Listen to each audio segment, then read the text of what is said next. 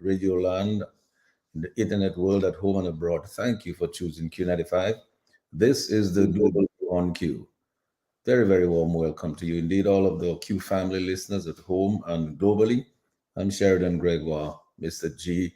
It's Tuesday, 8th August, 32nd Tuesday of 2023, and it's precisely 8 p.m. in the studios at Q95, the big station. We're live on Facebook and YouTube. Please follow us at Q95 FM Radio. The on-air phone numbers are on the homepage of our website at www.q95da.com. Share the live, like our pages, get the latest breaking news and reviews only on Q95, the big station. We continue, as we usually do, to revive the spirit of graciousness, love, peace, prosperity, and unity among our Kalinago and Afro-Caribbean brothers and sisters. Tonight, I'm delighted to be joined by three distinguished guests. We have with us tonight sociologist Mr. Simeon Joseph, Justice Dr. Irving and former Prime Minister Edison Chenfield James. Tonight, I will ask my guests to work with us, review the audience, and all of you listening everywhere as we examine the current situation in Dominica's parliament. We have to keep reminding ourselves that this is the parliament.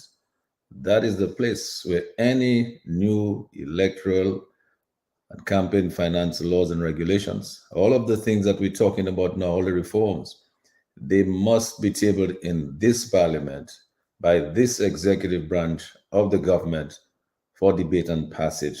I think we listened to the last debate in parliament. Well, we know what our thoughts are on that. So I'm going to put a few questions and talking points to my guests before we get started. Here's what I'm going to start with this. Is this current parliament the same one that will be expected to substantively, and I mean substantively, debate the new electoral and campaign finance laws and regulations that will be proposed by the Dominican people?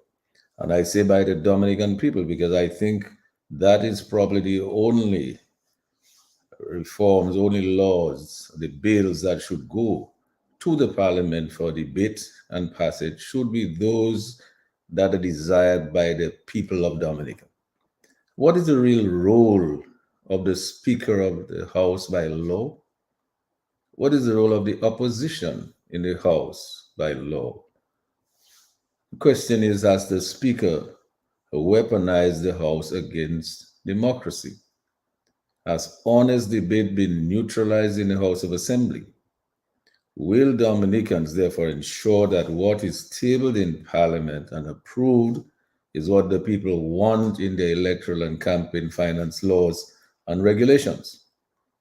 In fact, can we hope that would we dare to hope, in fact, that all of the current parliamentarians have read the draft electoral and campaign finance laws and regulations presented by Sir Dennis Byron and by the DBF and other civic groups? Do we dare to think or believe that they have read all of those? Do the majority of the current parliamentarians inspire confidence that they have in fact read and studied the reform presentations made by the political parties, by the civic organizations in these regards? Justice Dr. Irving has been very helpful in summarizing the views and recommendations of the majority of Dominicans far and wide. So is there any lingering or persistent suspicion that the executive branch may attempt to have their majority in Parliament simply rubber stamp whatever electoral and campaign finance bills they table in Parliament, knowing fully well that many of the members may not have read or studied any of the proposals that have been submitted to the Electoral Commission by Sir Dennis Byron or by the Dominica Business Forum or by any Dominican civic organization or by any regional or international organization? So here's another question. Is the Speaker moderating the House proceedings impartially? You will tell me. We heard what happened at the last sitting of the House. Is the Speaker dispensing the House rules even-handedly? Is the Speaker stifling healthy debate in the Parliament? Or is the Speaker more preoccupied with citing imputing improper motive for whatever reason. What does that really mean anyway? Hopefully, one of my guests here tonight will explain to me what is really meant when the speaker keeps coming up with this rhetoric, imputing improper motive. So, do the members of parliament appear to understand the rules of the House?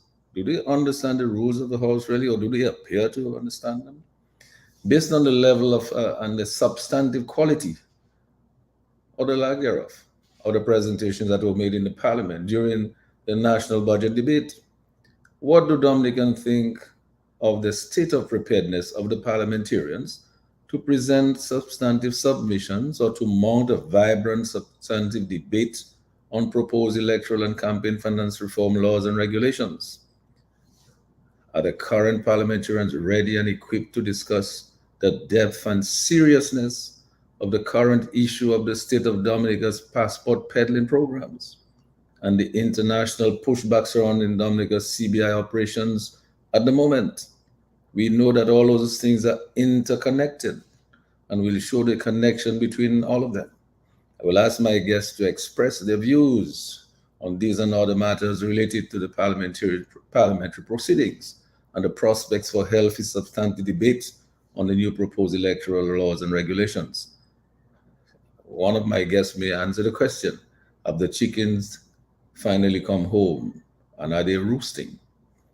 I will also ask my guests to show the stark difference between people's lives under a one-man dictatorial parliament and a functioning democracy that is based on free and fair elections on a level playing field, or people's lives are affected differently under a dictatorship versus under good democratic governance. I will ask them to show the extent to which a vibrant, informed, balanced parliament could forestall further detrimental negative international collateral damage to Dominicans, to ordinary Dominicans, through implementation of genuine electoral and campaign finance laws and regulations and free and fair elections. Let me remind you, and let us remind ourselves, that electoral and campaign finance reforms and free and fair elections are meant to forestall these dictatorial leaders from handpicking every candidate for election on a party ticket, and to provide good and accountable government that forestalls carefully handpicked thieves from kicking back non-stop billions into overseas accounts and into political campaigns to keep one party in office for 50 years. And be mindful, of course, that free and fair elections and democracy is beyond partisanship. The cause of nation building is beyond partisan politics. It is about the quality of our sincerity regarding the soul of our nation. Too many stakeholders are still sitting back, never sharing any of their views or their wisdom or their wealth or anything. Sitting on the fence and hiding in the shadows is no longer an option. Most Dominicans believe now is the time for informed, unified action by the masses of the people who possess the people power. My guest will probably try to define that a little bit more clearly for me as we go along tonight. But my distinguished guest, Justice Dr. Irving, former Prime Minister Edison James, and sociologist Simeon Joseph, they will share their views on these issues and help us decide on the actions that we must all take on the way forward to secure free and fair elections that will give us good, accountable, and transparent government and return us to the path of democracy, take Dominica from crisis to recovery, and restore the respect of the international community. Now, let me just remind us that in order for us to have all of this, in order for us to get those electoral reforms, these bills must go to this parliament for discussion, for debate, and for passage. Just keep that in mind. That is why we're talking about this parliament tonight. So I'm sure that my guests will speak about the consequence of having tainted elections, as referenced by the CCJ, that result in weak parliamentarians, bad governance, and undue foreign influence. I hope they will also speak to Dominica's future economic prospects under good governance arising out of free and fair elections in a level playing field. And by the way, I'm advised that arising out of the recent Dominica Business Forum consultation on electoral and campaign finance reforms and regulations, a working committee will be established to arrange for the incorporation of the consensus recommendations in the draft laws and regulations that were proposed by Sir Dennis Byron after having agreed on the people's proposed amendments to the draft laws and regulations. Now, I just want to run a short clip because I thought from that consultation, and I'm going to ask Lambi to help me out with that, from that same consultation of the Dominica Business Forum, there is an audio clip. Well, there was a whole presentation made by Mr. Julian Johnson, and it was presented on his behalf by Attorney Noelis Knight Didier. And so I would like us to run a short clip of this consultation, Finance Reform, held on Thursday, 3rd August 2023 at Pastor Rodney's Church, read by Mrs. Noelis Knight Didier, which is relevant to our discussions here tonight as regards Dominica's Parliament. So I'm going to ask Lambi just to run this short clip for us right now before we proceed.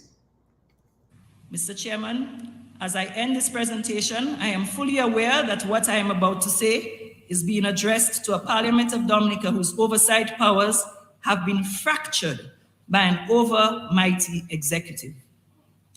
This result was outrageously achieved during 2 decades of partial and partisan overlordship, which eroded the Westminster Conventions and codified rules enacted in the standing orders of the House of Assembly. Imputing improper motives rulings were dished out with mighty rage and fury as impunity and continuity were assured. Written questions to ministers from elected members of the House of Assembly were severely amended, willy-nilly or disallowed. And so, Mr. Chairman, in these dark days and darker nights of Dominica's representative democracy requires a sovereign, charismatic champion. I turn to you, or to them, the 11th Parliament of Dominica under the Independence Constitution of 1978, with this earnest but emphatic appeal. I urge members of this Parliament to rise up to the highest height of statesmanship and to deliberate and deliver to the people of Dominica in their desperate hour of need the good practice electoral reform legislation. So thank you so much, Lambi, for running that clip for us, and thank you, Mrs.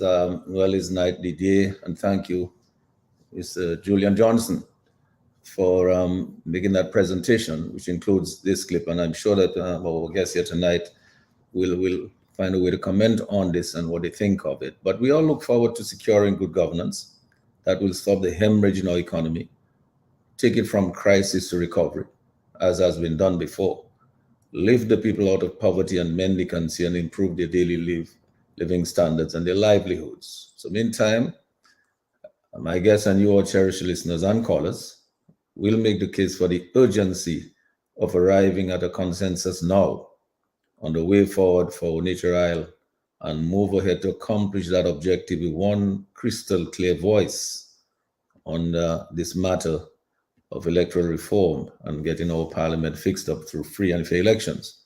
So wherever you are in Dominica, in the region and globally, tune in, call in, join the conversation, get the answers to your questions, be part of the solution on the big station.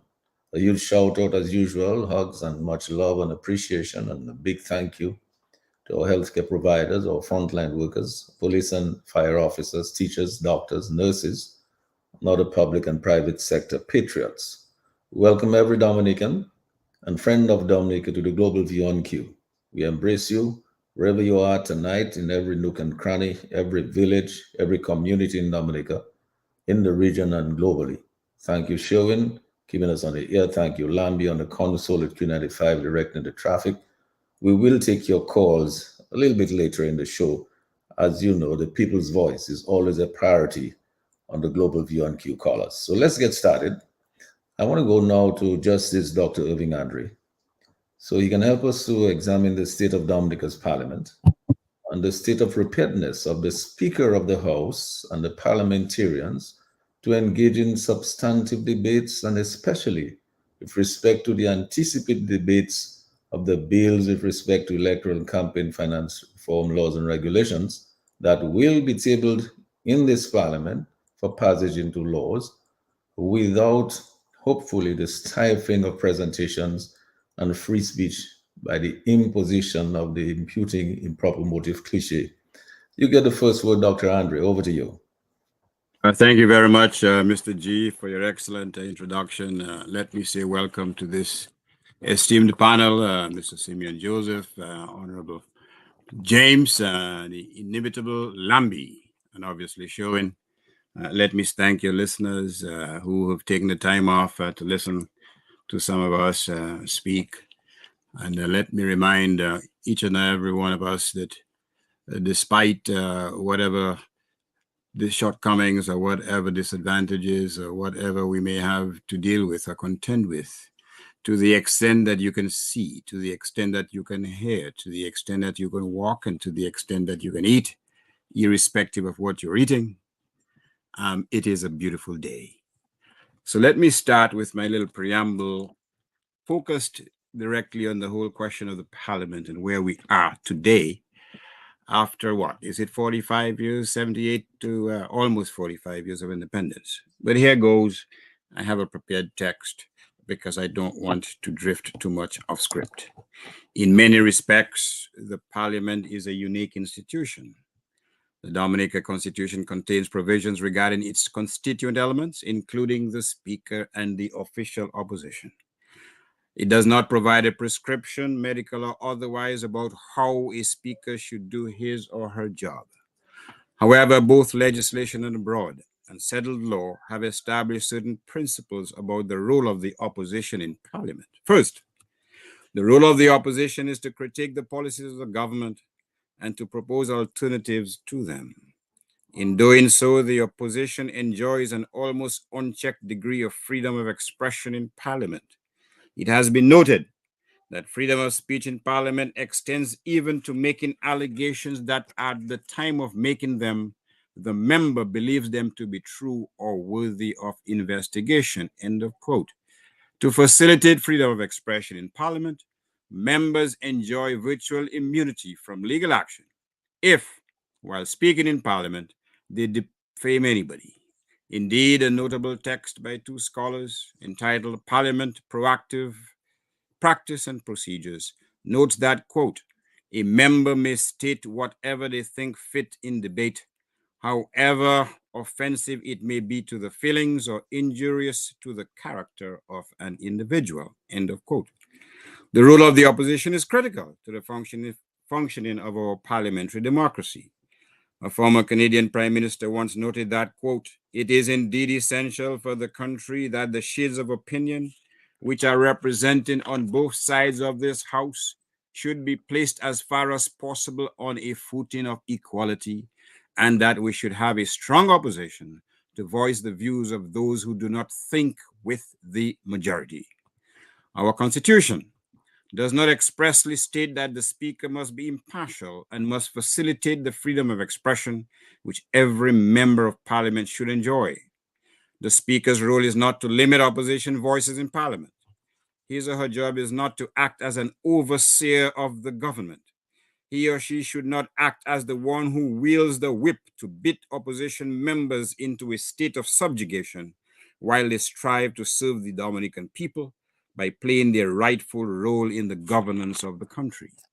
The speaker should not literally or symbolically act like a white speaker in the Dominica House of Assembly who in 1863 found a colored member of the Assembly, Charles Gordon Falconer, guilty of contempt and imprisoned him for 3 days. 3 years later, the Privy Council ruled that the speaker had no jurisdiction to imprison anyone. Anyone who has listened to the deliberations in the House of Assembly over the past dozen years would have little difficulty in concluding that the conduct of the speaker, who should be a neutral referee to ensure that the opposition parliamentarians who are at a significant numerical disadvantage in the House of Assembly, has deliberately attempted, either by an incantation of the phrase imputing proper motives or by concocting imagined illegalities to silence the opposition from criticizing the government. In so doing, debates in the House of Assembly have been weaponized, just as so many other government institutions, to imprison democracy in Dominica, not just for 3 days, as was in the case of Charles Faulkner, but for an indefinite term. This sentence, meted out by a speaker who acts as a prosecutor, judge, and jury, has, in my view, made a complete mockery of what freedom of expression in Parliament is all about. Take, for example, the Speaker's recent decision to stop debutant parliamentarian Sean Douglas from suggesting that Dominican passports are being sold. The government view is that they are not, and yet there exists overwhelming evidence that they are.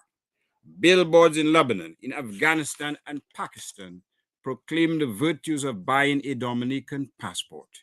Many unsavory characters seeking protection from the long arm of the law have purchased Dominican passports to escape prosecution in their country of origin. England has just imposed passport restrictions on Dominicans solely because the indiscriminate sale of Dominican passports to unsavory types has jeopardized that country's safety.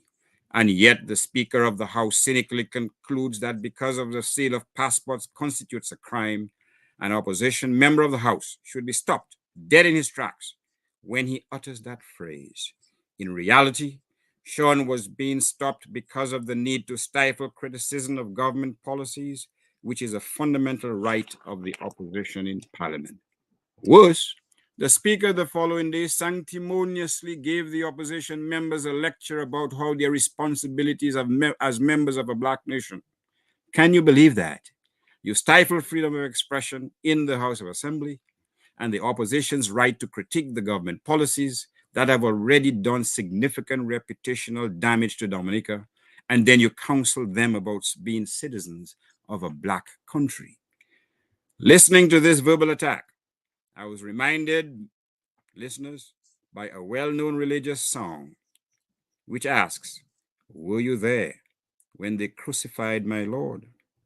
Sometimes it caused me to tremble, tremble, tremble, tremble. It prompts me to ask, relying on the lyrics of this song, were you there when your friends virtually crucified the opposition in Parliament?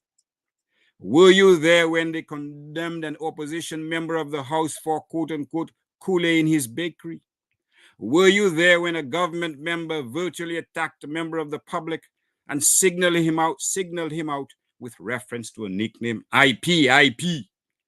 Were you there when a government member brought a firearm to the House of Assembly? Were you there when a senior police officer walked into the House of Assembly and threatened to kill any opposition member who touched a member of the government? Were you there when a speaker who had been beaten by an opposition parliamentarian during a general election suspended the salary of that member for 4 months? Were you there in 2022 when government parliamentarians voted to limit the opposition leader's budget response to a mere 30 minutes? Were you there when a government minister told the leader of the opposition that it is not his business who our diplomats are? Were you there? Furthermore, were you not concerned about Blackness then? Were you not concerned about a Black administration running roughshod over the rights of Black parliamentarians and its Black brothers and sisters who exercise their constitutional right to choose which political party they support? Are you not concerned about a Black Island nation selling the very instruments of its existence, its parrots, its passports, its property, and its principles to the highest bidder? Are you not concerned about a parliamentarian being paid to cross the floor for material gain? Are you not concerned about those things, garçon? Are you not concerned that the descendants of slavery are now active participants in the economic enslavement of their very own people? Ladies and gentlemen, these are the questions that you should ask when you listen to the debates in the House of Assembly today. And these are the questions you should keep in mind when you ask yourselves, to what extent would we achieve through electoral reform if we have to depend on those who sit in Parliament, who act as cheerleaders to the whims and fancies of their leader? And they have the fullest support of the Speaker of the House, who's waiting for the cue to support the majoritarian view in Parliament. It is a complete negation, a rejection of the proper role of a Speaker of any House. In fact, it should not be the Speaker. The name should be changed from the Speaker to his master's voice. There used to be, Mr. G, a particular type of a business brand with gramophones called the master's voice. Well, I'm happy to say it's been resurrected. What hope do Dominicans have that true electoral reform will be enacted in Parliament?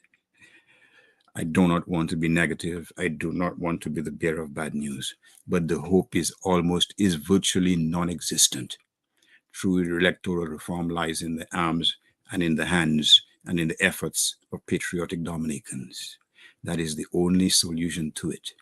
The notion of depending on this Parliament, given the manner in which it has operated over the last 12 to 13 years, in my view, establishes clearly, and you can ask probably Mr. James, he's had personal experience of the type of capricious conduct of those who control the House of Assembly in ensuring that there is no legitimate dissent to the policies and views established or stated by government parliamentarians. It is a sad indictment on where we are today, 44 years after independence. Thank you. And thanks a lot for that, Justice Dr. Irving Andre. I mean, I like the note that you sort of settle on there. Only the people's power will achieve electoral reform. It does not appear that there is any enthusiasm on the government side for any kind of reforms that would change their winning legacy. So that is clear. So it looks like the people have a role to play. They have work to do. Mr. James, as I go over to you, I just wanted to reach out to all of these wonderful folks who are with us on Facebook and on YouTube already. Quite a few people are there with us. I want to just shout you all out and tell you that we're happy to have you with us tonight. I hope that you will take a time and make a little call and express your views on what we're talking about here tonight. Even if you're there, posting your views and so on. I'm not sure that I'll have the time to be able to read all of them. I'll try to read one or two if I can. But certainly I want to welcome you and tell you thank you for joining us here tonight. Mr. James, you are an experienced man in the Parliament. You've listened to Dr. Andre, and you see how he has related all of those things there to a speaker, the role of a speaker and the role of the opposition. He says the role of the opposition have unfettered say. They should be able to say what they want in the people's interest. They're the minority. I suspect that this thing should allow the speaker to try to protect the rights of the minority. That, I think, is probably one of the major roles of the speaker, to protect the rights of the minority. But I don't think we see that in the Parliament. Mr. James, your thoughts? Thank you very much, Sheridan. And let me say good evening to you and good evening to the fellow panelists, Simeon, the sociologist, and Dr. Andre, the judge, and Lambi, the technician. Sheridan, I don't know if you remember the role that Lambi played in the 1979 hurricane. Sometimes we forget that. He played a very crucial role there himself, and Fred White, I think it is. And so let me say good evening to all of you and to Sherwin as well, and to your listeners. I want in particular to reach out to a very, very good friend of mine who is out in America there now. He called me this evening. We spoke. He said he'll be listening. So, brother, all the best. I think you and Dr. Andy reference the fact that, and perhaps it's true, that I'm the only one among us who has had experience in the Parliament. I spent 24 years in there, played different roles. I was leader of the opposition to start with, then leader of the House, and then leader of the opposition again, and then an ordinary member. So I bring that experience to the discussion, and it's a good discussion. It's a good topic. What I say tonight It's not meant to pull down anyone, to denigrate anyone. Particularly, I'm talking about the members in the parliament. I hope they will find some thing in what I say that will help them to deal in what Mr. Johnson has urged on us, on them, to operate with the highest heights of statesmanship. You played the clip earlier. I was impressed by the intervention of Mr. Johnson there, recognizing what has been happening to our parliament over the last 20 years, I think he said. The parliament, often and truly described as the highest court in the land, has a key role, obviously, in these important issues that we have been discussing over the last several months, years, including electoral reform.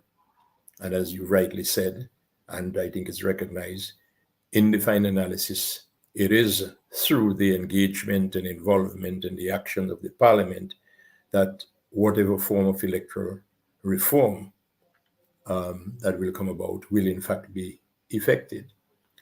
It's the parliament who has a role in dealing with issues that might not be so obvious from the start. Issues, as we saw recently, where the UK imposed visas on us, and the EU urged that all monies which derive from the exchange of our property, and you notice I didn't say sale, I'll come to that later, the exchange of our property, all monies should come into the country, into the coffers of the country that is involved. So we just had the budget discussion and debate. It is the parliament which has that key determinative role with respect to how we deal with money that we receive, how we expend that money. And so when Mr. Johnson urges the members of the 11th Parliament to rise to the highest heights of statesmanship, it is very much in place. It is they who must deal with these important questions, these important matters, these important issues which will shape and mold and fashion the society in which we live. The reference was made by Justice Andre to the Constitution, and Mr. Johnson also mentioned the Constitution and the codifying of the rules. The Constitution at Section 52 provides for the Parliament to make rules to deal with the procedures and particularly the proceedings of the Parliament. The Constitution speaks about a speaker, and the Constitution provides that no business can take place in the Parliament in the absence of a speaker, except the election of the speaker. That is an indication of the very important role of the speaker in the administration of the business of our country. I noted Dr. Andre made the point that there are no specific directives with respect to the speaker being impartial or anything like that, but it's expected as a referee that you should be impartial in football and cricket and boxing and everything, not the least in any situation in which a referee is involved. It is expected, and I don't think it's ever written anywhere. It's just expected that a referee will be and should be impartial. And as I said earlier, what I say here about the speaker, which I'm going to say, I trust the speaker, Joseph Isaac, who spent a lot of time with me at the times when I was preparing to respond to the budgets in those early days, and at other times, and as you know, he was part of the party of which I was part. I hope he will take in good faith. I tried to speak with him some time ago on a matter, called him. We set up an appointment. I arrived at the Parliament building for the appointment. The clerk then told me that the speaker had said something else came up and he wasn't able to accommodate me. I would have hoped that he would suggest either he could, talk to me on the phone about what is it I wanted to talk to him about, or set another date, but he didn't. So it means perhaps it means that the speaker reckoned, who the hell is Edison James? I have no time for him. It may well be. I hope that is not the case. So what I say here, again, is not in any way meant to not respect Mr. Isaac, but I want to speak to him frankly, clearly. And if there's anything I say here that he can find useful in modifying his approach, then I'll be happy with that. But we start from the beginning. The speaker, Mr. Joseph Isaac, the Constitution tells you that the speaker will be appointed at the first meeting of the Parliament after the election of representatives. The speaker will be elected in the Parliament.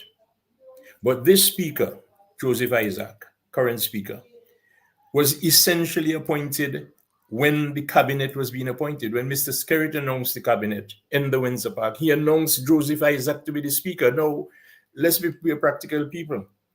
I do not know there's a situation in which a speaker has emerged that is not the choice of the majority of the members in the Parliament. But at least respect the Constitution. At least respect the Constitution. But when you have a situation where the Prime Minister is announcing at a public function before the Parliament meets his cabinet, and he includes there in that announcement that Mr. Joseph Isaac will be the Speaker, it does not tell you, it does not make you feel anywhere else than this guy is part of the cabinet. And so Mr. Isaac has essentially been acting as a member of the cabinet. The other thing is, and Justice Andre, I'm sure you will be able to associate with this. One of the difficulties I understand judges have is that they have to be so relatively in the public space aloof from the general public, because they don't want the perception to be there that they are fraternizing too much with the people over whom they may have to pass judgment. It's a difficult life you want to live. Dr. Andre, a gregarious and communicative person like he is, I'm sure, would want to be able to fire his little, what do you call it? Milk of magnesia. Milk of magnesia, laced with whatever else. But he sometimes is restricted. But Joseph Isaac participates so frequently in political activities organized and executed by the political directorate, the Labour Party. That tells you something. And Joseph Isaac was the Speaker of the House on the platform in the last sham elections, on the platform, Speaker of the House. Because you are Speaker, even if the House is dissolved, he continued to be Speaker until the House would have met after the election of representatives. So when you see all that, it is difficult when he performs as he performed in the House, not to conclude that what you have here is you have 19 members who came through the electoral process, some of them nominated, of course, 5 senators, plus an attorney general, plus a speaker. That is what in this current 11th Parliament you have on one side, and against 2 elected members and 4 senators, 6 people on the opposition side. And against that background, to have a situation where a speaker will get involved in this notion of improper motives, imputing improper motives, to stifle the opposition's contribution and the Parliament is frightening. The role of the opposition in classical terms is to oppose, propose, and depose within the law. Oppose, propose, and depose within the law. The opposition is required to make its representation and take its actions based on, as much as possible, firm solid grounds. It's supposed to put forward, to articulate on issues of which it has knowledge, of which it has been able to find information. The opposition has a right, a function, a role to criticize the government. Any serious opposition would want to be able to dish out that criticism based on as solid and factual information as possible. Question time and the ability and the provision to ask questions of ministers who have certain responsibilities is a key instrument, element in the opposition being able to discharge its functions. So when you have this imputing improper motives mantra that Mr. Johnson spoke about, and the question of the stifling of questions, the aberration, the distortion of questions, or the refusal to allow questions, when you have that as an essential feature of the parliament, that under the direction of the speaker, you understand how democracy is being dealt a severe blow. And we can talk of examples. Just recently at the last sitting, somebody mentioned that some action by the government would mean only labor rights would benefit. The speaker intervenes and he says imputing improper motives. That is total and complete and utter nonsense.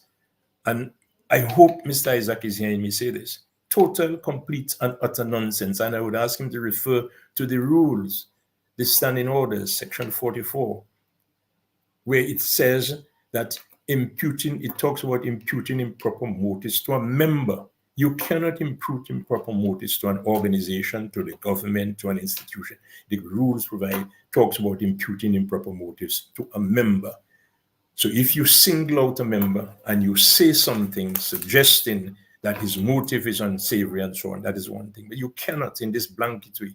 And it's interesting that Mr. Johnson identified that as the weaponization, essentially, of this provision of imputing improper motives. It's nonsensical the way they do it, but they do it deliberately. The question of questions. Let me say this. These people have done a major disservice to our country. I went into Parliament, as I told you, 24 years ago. And up to, I think, 2014, or about 2014, yeah, somewhere before 2014, the clerk of the House, under the direction of the Speaker, would send out a notice to the members, as provided for in the standing order, to the members, indicating that there was a meeting of the House that is scheduled for a certain date. And those notices would always say, any matter that you have that you wish to place on the order paper should reach me by a certain date. Alex Boyd Knight found a lacuna in the standing orders, which provided for questions to be sent in within 14 days, okay, of the meeting of the Parliament. But there's also a provision which says that the clerk must send out a notice of a meeting within 12 days. There is obviously an aberration there. So she maliciously decided that we were not going to send out notices before 12 days. But in the meantime, the 14-day window that you have is closed. And therefore, from almost since that time, the opposition never gets a notice that invites it to send in matters for the other people, because they know that by the time they're sending out this notice that there's a meeting schedule, the window for questions to be sent in by the opposition, the window has been closed. So they've been doing that. That is a cunning, narcissistic, ridiculous way of shutting out the opposition from being able to ask questions. And remember, the facility of asking questions is a very important tool and instrument in the opposition doing its work. We have a situation, though, notwithstanding that. And what they said is that you do not have to wait until you get a notice for a meeting to send in matters to be on the other paper. The problem there is that there's no regular, fixed period when a meeting is called. It's not as though there's a meeting of the Parliament every month, every 2 months or whatever. It's willy-nilly. So you do not know when meetings are called. So you could put a question in to a minister, and because you do not know when the parliament is being held, there's no regular schedule. You put a question in now, but there's like the budget meeting just happened the other day. You put a question in now, something has arisen, you put a question in now. The meeting is not held until 4 months. A meeting of parliament is not held until 4 months down the road, 4 or 5 months down the road. By that time, the question you've put in is completely obsolete. And they know that. But even where the opposition has been able to get in a question, Mr. Linton and Danny Luge asked a question sometime ago. It was perfectly within the rules with respect to how much money has been paid to those lawyers who have been coming to Dominica to persecute Lennox Linton, Edison James, Thomas Fontaine, and the others. I think Hector John might be involved in that as well. How much money has been spent? Because we suspect it is over $2 million by now. You know what happened? The minister refused to answer the question. And the only provision in the standing orders for a minister not to answer a question, it is if he deems it not to be in the interests of the public. It's not in the public interest to give that information. What can be out of the public interest to tell the people how much money you've paid lawyers to persecute members of the opposition? Okay, so they refused to answer the question, and the speaker's position was that ministers don't have to answer question. Okay, Lennox Linton has asked a question of Mr. Skerritt with respect to the $270 million that the Venezuelans forgave Dominica, and he's yet to answer that question. So you see the challenges that we have in this regard with this question, the question of the matter of the improper motives and the questions, and so which have been essentially weaponized. So these are dark days, as Mr. Johnson mentioned. Dark days, dark nights. And I think it defined analysis that the population needs to understand the role it has to play in this matter, because the electoral reform, in the absence of electoral reform, which will continue, and let's not fool ourselves, the pushback and the determination of the Labour Party under the direction of Mr. Skerritt not to have electoral reform is because he has accepted from Anthony Astafan the advice that if there's electoral reform, your legacy for winning elections will be expunged. So let us understand, if we take it from that standpoint and our own understanding, is that electoral reform is essential, is important for us to give ourselves as a people, give ourselves a chance to have a change. We have seen where the only country in the CARICOM region that has not had a change of administration, that has not had a different group of people run the country over the last 23 years is Dominica. And Dominica, according to Registry, is last in everything. So we have these young parliamentarians now, and the people talk about youth. I would urge these young parliamentarians, do not disappoint your peers. Do not disappoint the youth. You cannot go in the parliament and get involved in what many people describe as the feminization of parliament. We have now the feminization of parliament. When a parliamentarian will get up and talk about somebody being a Barbie doll, somebody's dress, some parliamentarian gets up having heard a member of the opposition refer to the member for the Portsmouth constituent and stands up. What are you standing on? What point of order? Well, I hear my name, so I stand up. That is a kind of feminization kind of thing. I hear my name, so I stand up in the parliament.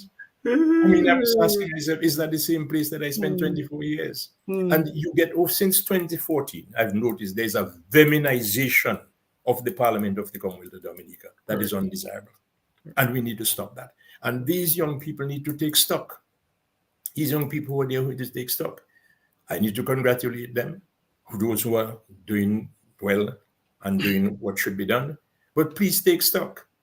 You cannot come to the parliament and be there spending your time on whose dress, on a person's dress, and who is a Barbie doll, and whose accent is this and whose accent is that. The other foolishness that the speaker has given us a ruling is that you cannot call the name of a person unless it is to praise them. That is nonsense. Rubbish. We had a situation where Mr. Blackmore some time ago decided to praise some policeman. I think he's ex-policeman now. Go on praising him. Pardon? A lot of them do that. Yes, praising this ex-policeman. So you praise him. Now, I am there. I'm the representative for constituency where this guy that he's praising has operated.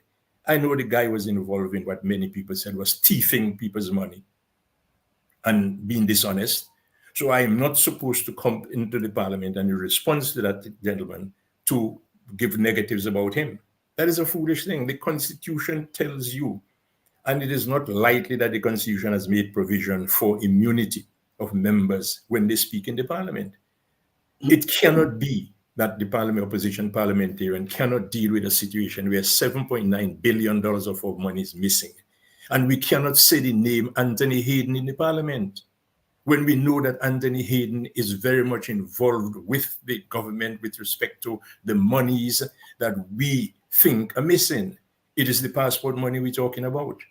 Okay, so to stifle the opposition, as Joseph Isaac would have, that we cannot call the name of Anthony Hayden, we cannot call the name of Manfred, and I'm saying we, perhaps because, because I'm saying we, that's all right. We cannot call the name of, that's nonsense. And the Constitution, the standing orders do not provide for that. It is just the bias of Joseph Isaac and his connivance with the government inside, and he must stop that. He must stop that. So, gentlemen, that is by way of my opening salvo. Just to say, again, this nonsensical thing about selling passports. I mean, Joseph Isaac spends his time as speaker telling people that they must withdraw reference to selling passports. Well, we know the hypocritical nature of that because the records show that he himself, in his other life, political life, has spoken so much about selling passports. But here it is. The basis, the rationale he gave for deciding that the sale of passports must not be, selling passports must not be spoken in the parliament. He said it's because it's illegal. It's illegal. Dr. Andre, operating of a brothel, is that not illegal in Dominica? He doesn't hear. Yes, but any parliamentarian can mention the phrase sale of passports because that's exactly what's happening. There's nothing illegal about it at all. But Joseph Isaac says the reason why Mr. Sean Douglas should not mention, or any parliamentarian should not use the phrase selling of passports or sale of passports is because it is illegal. The operation of brothel is illegal. It's illegal. Okay? But when the parliamentarian, the senator from the parliamentarian from Margaret, talk about the brothel.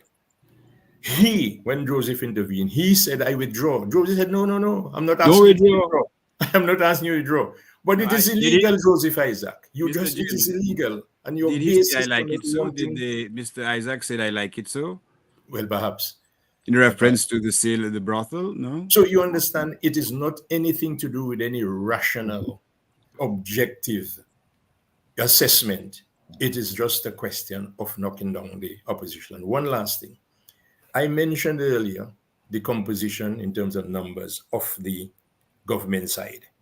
19 members through the electoral nomination process, 5 senators, plus the Attorney General, plus the Speaker.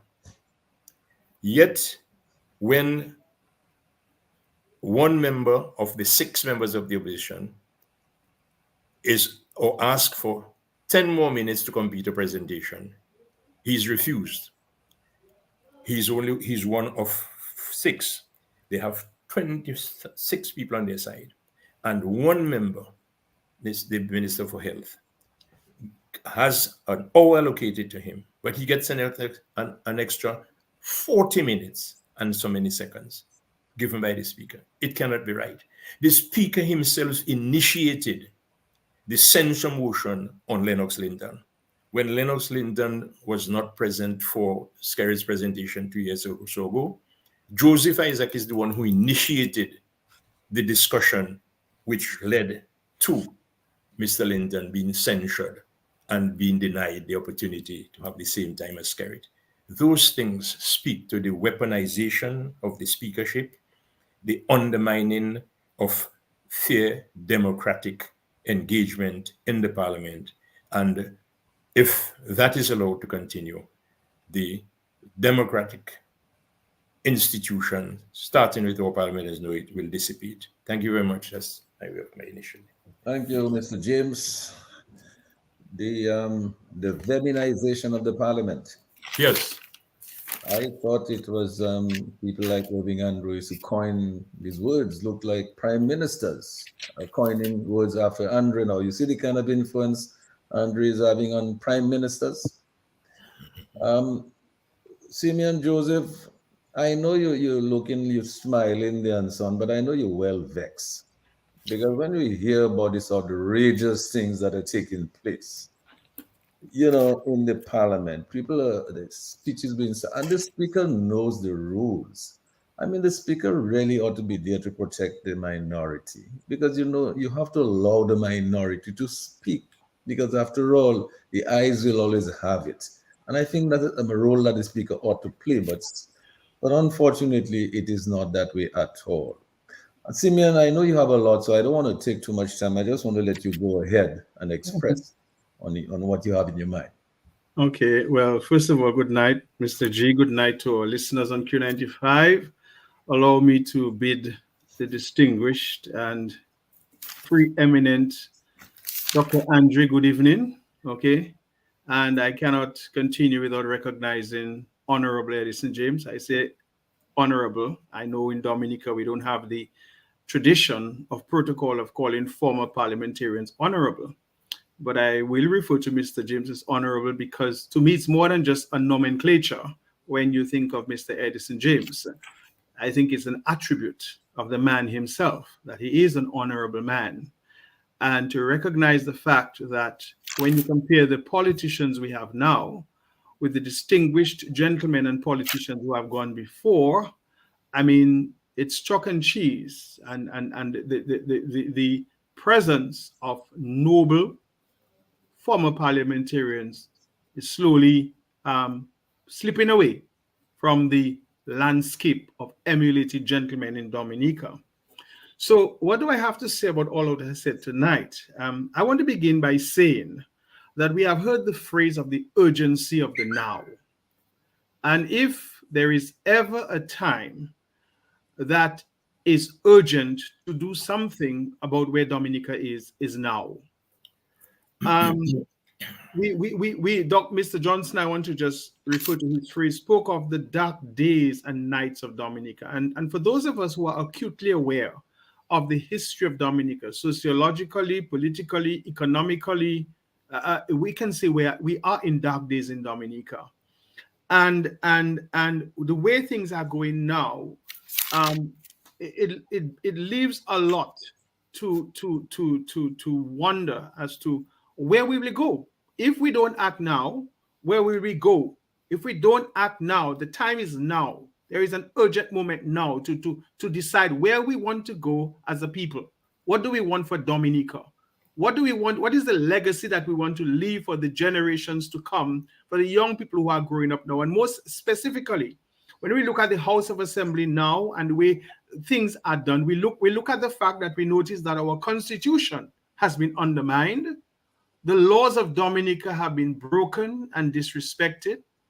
And above all, we have a system of government and administration that has sort of decimated any semblance of what effective and proper governance is about. Now, at the issue of what we're talking about tonight in terms of where we are, you know, it is not by coincidence that we must link the House of Assembly and the role of the Speaker with the Constitution, which is the supreme law of the land. Because when we look at the Constitution, the Constitution is so structured, and Dr. Andre is the legal jurist here, but it is so structured that in a way that it gives precedence to the protocol of what is more important over the other. So the Constitution begins first and foremost in Section 1 with the fundamental rights and freedoms of citizens, which has clearly been taken away, undermined, compromised, and where we live in a country now where people are afraid to speak, people are afraid to be associated with certain people. People are afraid to express themselves, where the rights of people have been trampled upon, okay? Where the freedoms people are based, the only freedom it seems to me that people have in Dominica now is to drink rum and siwu. Outside of that, they are even afraid to worship. They're even afraid to associate. There's freedom of association, freedom of worship, freedom of assembly. And those things have been undermined from us. So when we look at the Constitution, this is first and foremost. Then the Constitution provides, by way of precedence and protocol, eminence of protocol, that the president, okay, is the head of state in chapter 2. And in chapter 3, coming after the executive, we have the parliament. And the Constitution clearly outlines by order of priority the composition of parliament. So we speak of the head of government, then we talk of the representatives. It doesn't talk about government representatives and opposition representatives. When it comes to parliament, we are talking about an assembly of equal people, none having rights over the other. It is the parliament. That is what we have inherited. And so in the parliament which we have inherited, it is not a house, it is not an assembly of people where those who are so gathered have greater say over the others. And then after the representatives, it speaks of the senator, and then it mentions the speaker. And so that is to say that when we look at in chapter 3 of the parliament, part 1, and the composition of the House of Assembly, the speaker is last. It means, therefore, the speaker is the servant of the parliamentarians. The speaker is the servant of those who are gathered there. He's not the boss. He's not the master.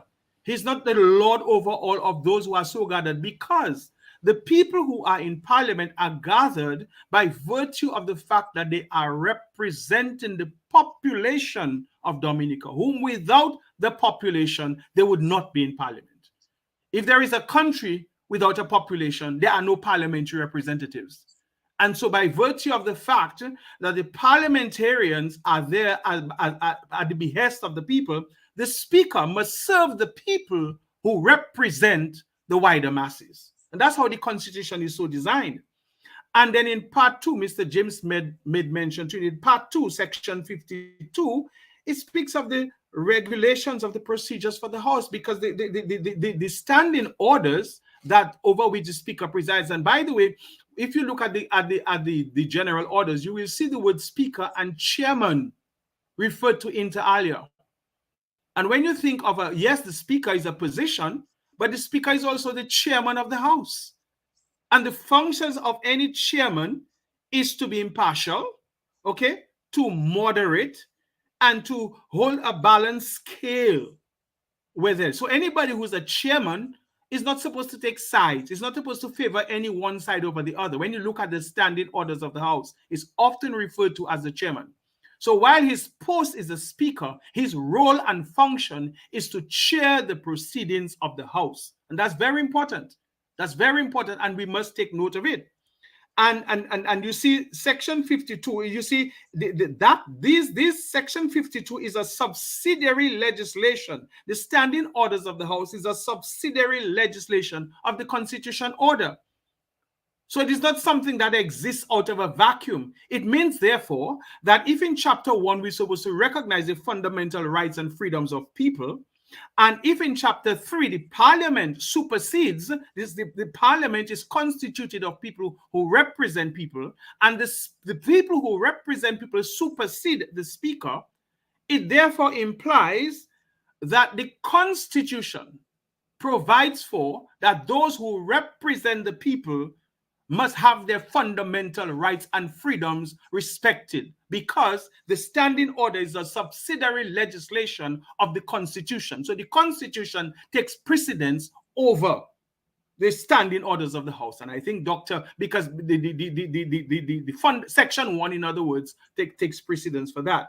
But when we look at the way things are going on in the House, and I want to make reference to it, I have cited well over 15 areas in which the Speaker of the House often violates his position as Speaker of the House. 1, section 8 the speaker has been very inconsistent as to the language spoken in the House. Because Section 8 says that the language spoken in the House must be English.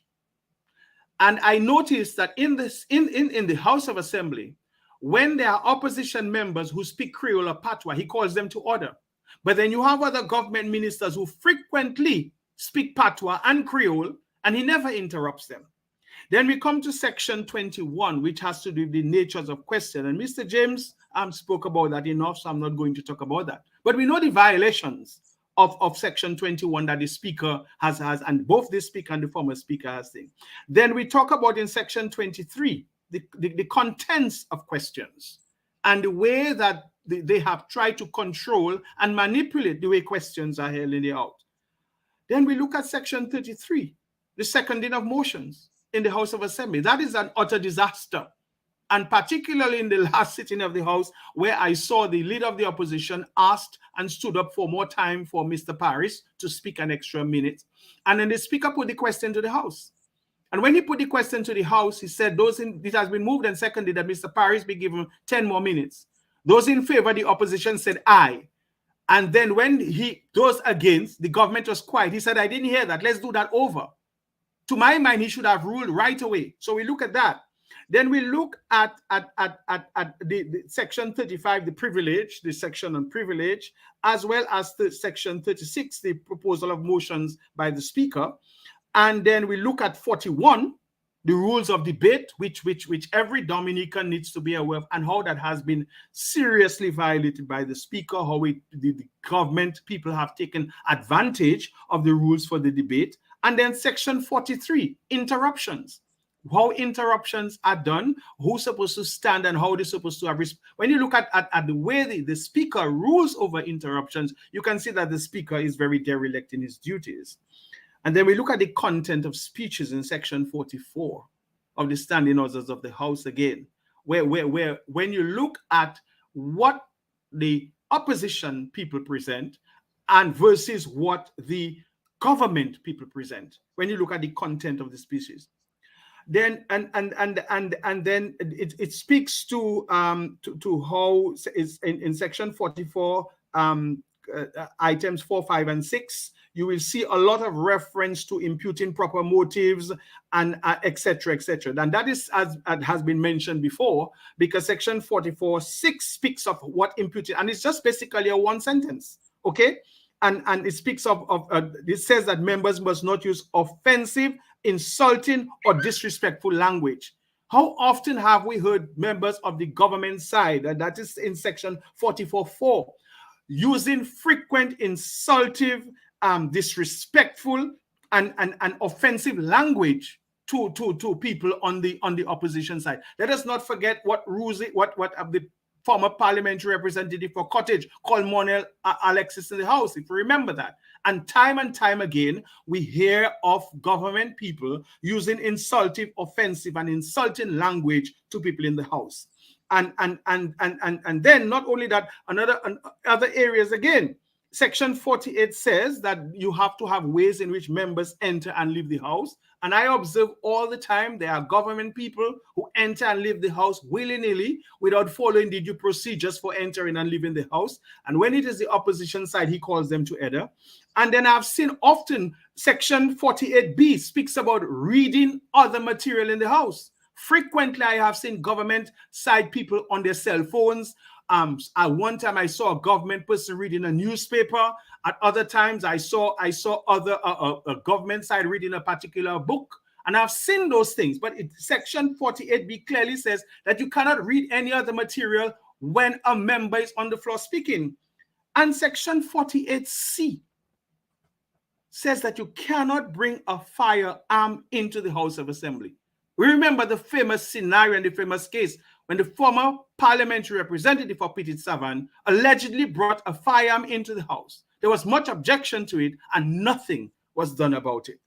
And so we look at that. So there's a Section 80, 82 at that we cite. But I don't want to be too long, Mr. Gregoire, but in closing my opening presentation tonight, Dominica has had 12 speakers of the House since we became associated statehood. And for the purpose of history and analogy, allow me to mention their names. When we assumed associated statehood in 1967, we had Sir Louis Cours-Latigue, who was the Speaker of the House. And he subsequently had to demit his position when he became governor, and he was replaced by Mr. George Winston.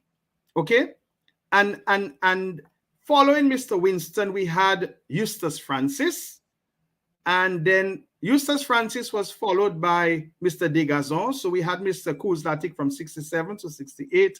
We had Mr. Winston from 68 to 70. We had Eustace Francis from 70 to 77. We had Mr. Degazon from 77 to 78 until he subsequently became president of Dominica. He was followed by Pershing Waldron from 78 to 79. And then under Mr. former Prime Minister Seraphine, we had Eden Bowers, who was the deputy speaker under Eustace Francis, assuming the position of Speaker of the House. In 1980, when Eugenia Charles came into power, we had people like Mary Davis Spear, the long-standing clerk of the House, an outstanding lady of Dominica, followed by Mr. Sorrento, and then we had the great lady from Marigot, Neva Edwards, and followed by a very distinguished public servant, Ozzie Sims. And then from 2000, we've had two speakers who think. But I have called 1 to 12, and it's ironical, you know. It's ironical that Mr. Joseph Isaac is the 12th Speaker of the House of Assembly. Now, earlier on, we spoke of treachery, we spoke of betrayal, we spoke of letting down, and it's just ironic. Jesus had 12 disciples. Jesus had 12 disciples. Allow me to make a spiritual analogy. Jesus had 12 disciples. And one of the 12 betrayed him. And it's just ironic that Joseph Isaac is the 12th Speaker of the House of Assembly. And we have come to the point where the 12th Speaker of the House of Assembly in Dominica is actually betraying the expectations and the standards of the House of Assembly in Dominica. Now, I know he has been referred to as a certain name. But does that ring a bell, and does it ring true when we hear Mr. Joseph Isaac as the 12th Speaker of the House of Assembly in Dominica being the Judas who betrays everything about our Constitution in Dominica? And that's a question I want to leave us with as we continue to deliberate tonight, because I have cited the positioning of the Speaker of the House of Assembly in the Constitution, the responsibility of the Speaker as chairperson of the House, and I have carefully observed over 18 areas in the standing orders of the House that this current Speaker has openly allowed the government side to abuse, misuse, and to a very large extent undermine the fundamental rights and freedoms and privileges of the people of Dominica.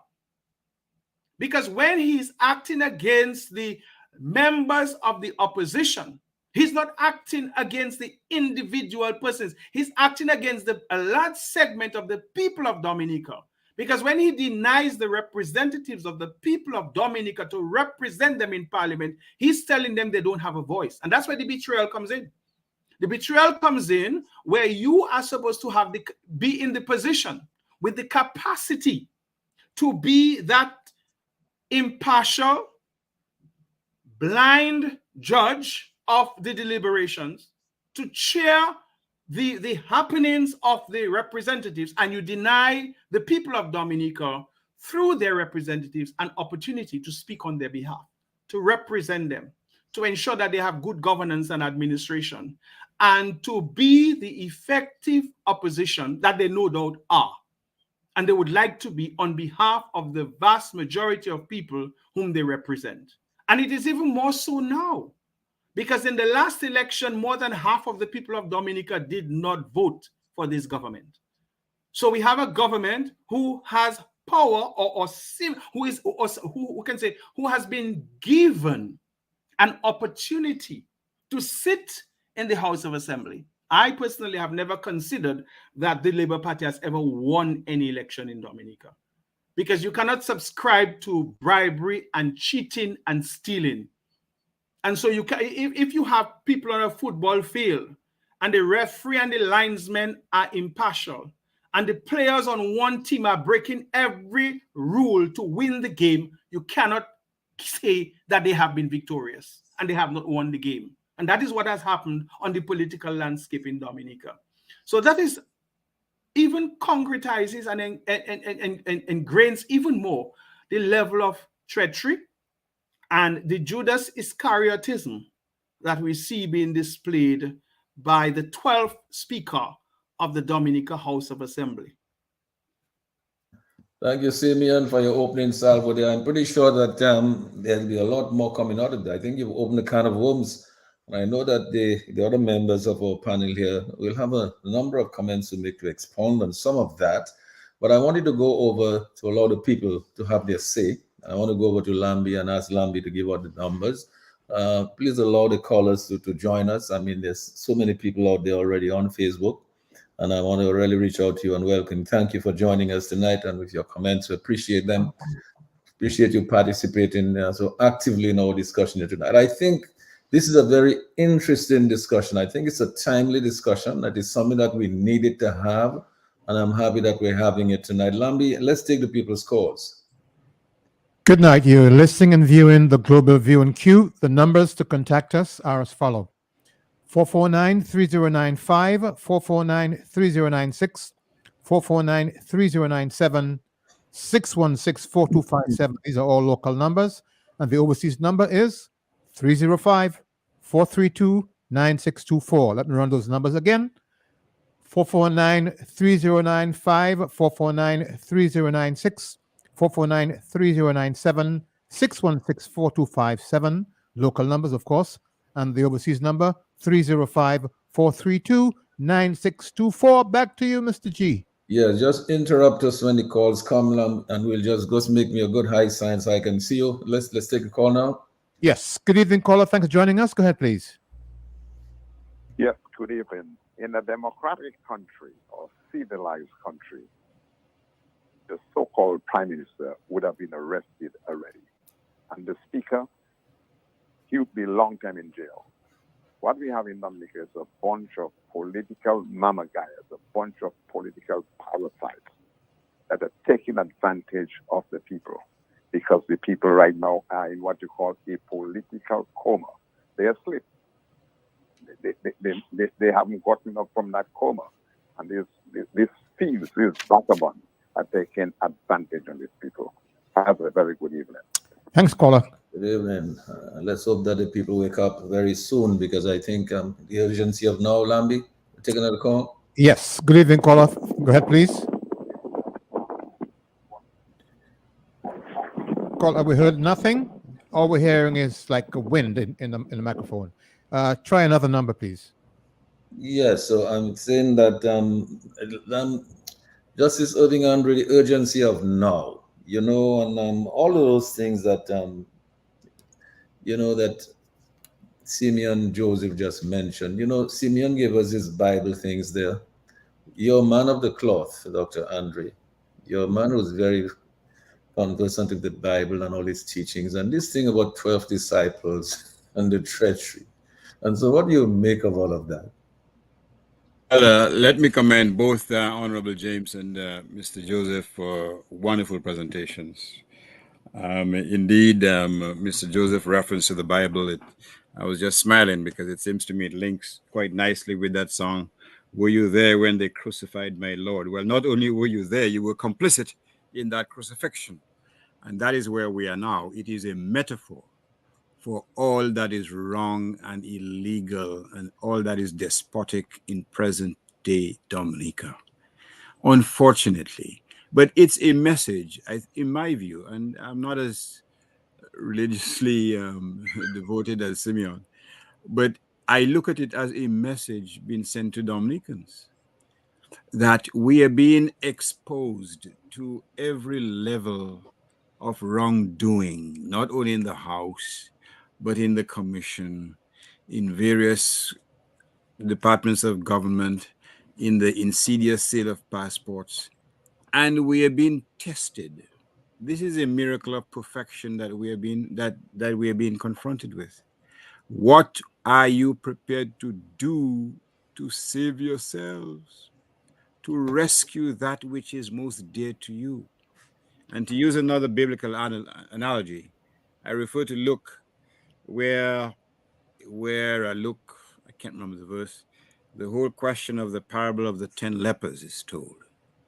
And the verse says, the 10 lepers, they approached the Father. Not one of them said, not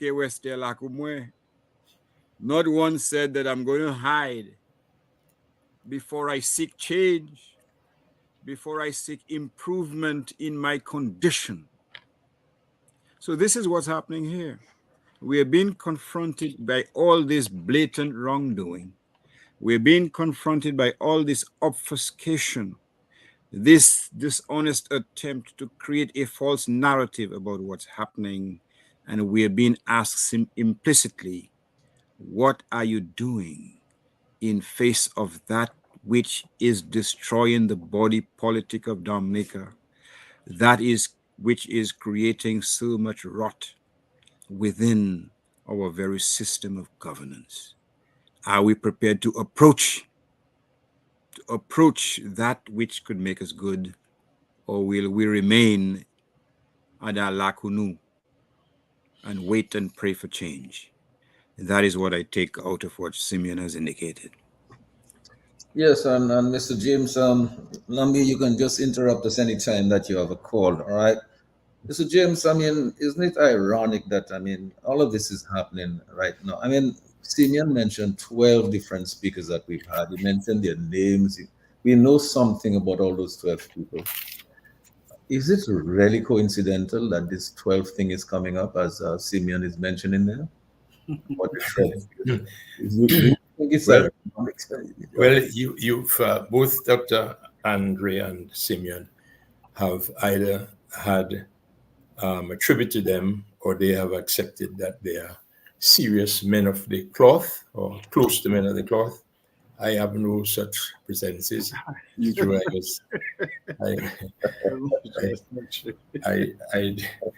it's true, I was I'm very much involved in my church, but I'm not as close as these guys. But there's Joseph Isaac. His initials are J.I. There's somebody mentioned to me. Judas Iscariot, is that what you said? Yes, correctly. Somebody mentioned to me that there's another J.I., and as you fellows were mentioned in the Bible, I had to be reminded that there's another J.I. Is Judas Iscariot? Yes, correct. So I don't know whether there's anything, in the evolution that has put those two initials, the set of initials together. I don't know. But, Joseph Isaac probably has to do too much to please. And that goes to some of the others as well. You see, what we have here is not a one-man party, or probably is a one-man party. But when you look at how this 11th Parliament, and we're talking about the 11th Parliament in the context of this is the Parliament that will have to push through the electoral reform changes that we're talking about, is the Parliament that will have to take action with respect to our $7.9 billion that our Constitution dictates should be with us. But when you look at how this Parliament has evolved, it's the result of a reset. What was that reset about? What was that reset about? That reset, to my mind, had a lot to do with the CCJ's ruling and how people, as a result of the CCJ ruling, people were seeing the government which emerged from that election on which the CCJ commented. Because the CCJ essentially said that this is a sham government, okay?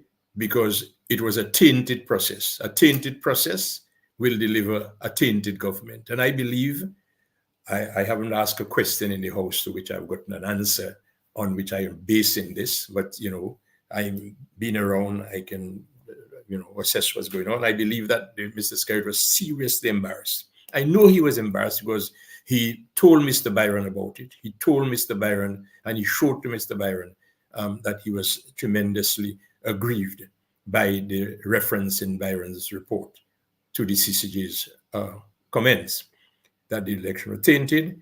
And I think he would have been feeling that pressure as he interacted with people.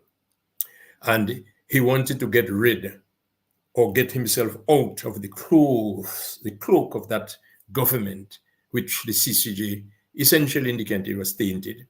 So he had this reset. The only thing about it is that it is worse because the OAS observer mission also said essentially the same thing, that the process as they went around, the rules under which that sham election was held, the rules had to be changed. Something has to be done with the rules. So they were saying the same thing.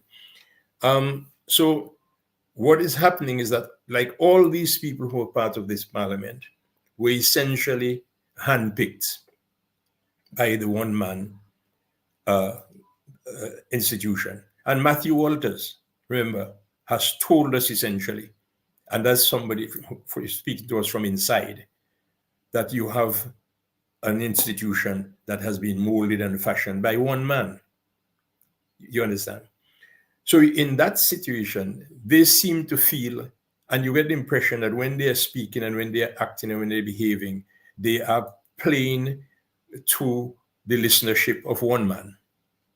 So when the parliamentarians do what they do, say what they say in the parliament, they are, as they're speaking, that's the impression you get. They are saying to themselves, I wonder how the boss is receiving this. And if they look across, and on the rare occasions when the boss is there, because Mr. Skerritt hardly stays in the parliament, that's why it's so ironic that Kasani should be trying to admonish Delbert Paris for not being in the parliament when Jesus Christ was delivering. Well, he admonished Delbert mainly for his accent. Yes, but I think he said something which suggested that it was like Jesus Christ was speaking and Delbert was out of place not to be there. Things of that nature, but I just find it a little bit, I have a concern about it in terms of the substantive nature of the debate in the House. I've listened to that young minister, and he spent so much time talking about Delbert's accent. I mean, this is a national budget which is supposed to shape the lives of the people, their livelihoods. You're supposed to be telling people, listen, this is what was provided for my ministry last year. This is what I accomplished. This is how I impacted the lives of the people of Dominica and the people in my constituency. This is what I'm looking for now to build on top of that and to go ahead. But I'm hearing him talking about the man's accent, and he has a serious concern with the man's accent. But not only that, Simeon, I'll give you 1 second. Not only that, but I'm listening to the finance minister telling, listen, we have a great health system. The health system is terrific. And every Dominican will tell you that the health system is lousy. Well, I'm listening to this man saying that the economy is in great shape. People are, poverty is increasing. Mendicant, how can you be telling people, and you have no real justice? Did they actually read the budget and understand what is presented? That is why I have a concern about whether people are going to read. Well, I know you are going to invite Simeon because I wanted to complete something I was saying, but I'll defer to Simeon. No, Mr. James, you may complete. I was just interjecting to Mr. Gregoire that it is very sad too that Honorable, Mr. Laville had to reference Marigot people. Mr. James is aware that Mr. Laville's roots are from Marigot. Solidly from Marigot. And that was the sad thing about it. Now, it is not just making reference to that. You see, when you have to situate that behavior within the context of the Labour Party of Dominica, where the Labour Party came from, the philosophical foundation of the Labour Party, the country bookie, the people who came from the rural areas, and to hear that kind of imposition of haughtiness, okay, and an eagerness to display a certain level of upstartness, to be upstart, and to play the piper's tune. It's very sad that this should come from the bowels of the Labour Party, or we know it's not the Labour Party. But again, Kasani is my cousin by my mother's side, and I took great offense to it, because knowing his roots, his humble roots, his connection to Marigot, his cultural identity to Marigot, the cultural identity which he should have coming from Marigot, to use the House of Assembly to make those kind of statements and references to Marigot is more than just ridiculing him. It is saying that you are totally oblivious to your foundation and your cultural identity, which is an antithesis to what a real Labourite is. Mr. Gregoire and Simeon, what I would say is that I think he's regretted it. I had a little chat with somebody today, and I think he's regretted that. Hopefully it's sincere, but he probably can redeem himself if he, as Minister of Health, ensures that the Marigot Hospital becomes functional within the next 2 weeks. But when you look at what you just mentioned about Kasani, you listen to one of the young parliamentarians talking about Lambi? Mr. James, can I interrupt you 1 second, Lambi? Yes. Yes. Good evening, Call. If you're still here, please go ahead. Yes, good evening, Brother Lambi. Good evening. And let me say good evening to Honorable Edison James, former Prime Minister of Dominica. Good evening. And yes, and let me say good evening to the entire panel and Mr. G. Good evening. Yes. You see, I want to make an observation there with respect to Maho constituency. Because in recent time, I am from the Maho constituency, that's Irving. We have produced a number of great parliamentarians, such as Elkin Henry, Brian Allen, we had Vic Rivera, we had Julian Prévost, we had late Rayburn Blackford. So we had produced some great parliamentarians.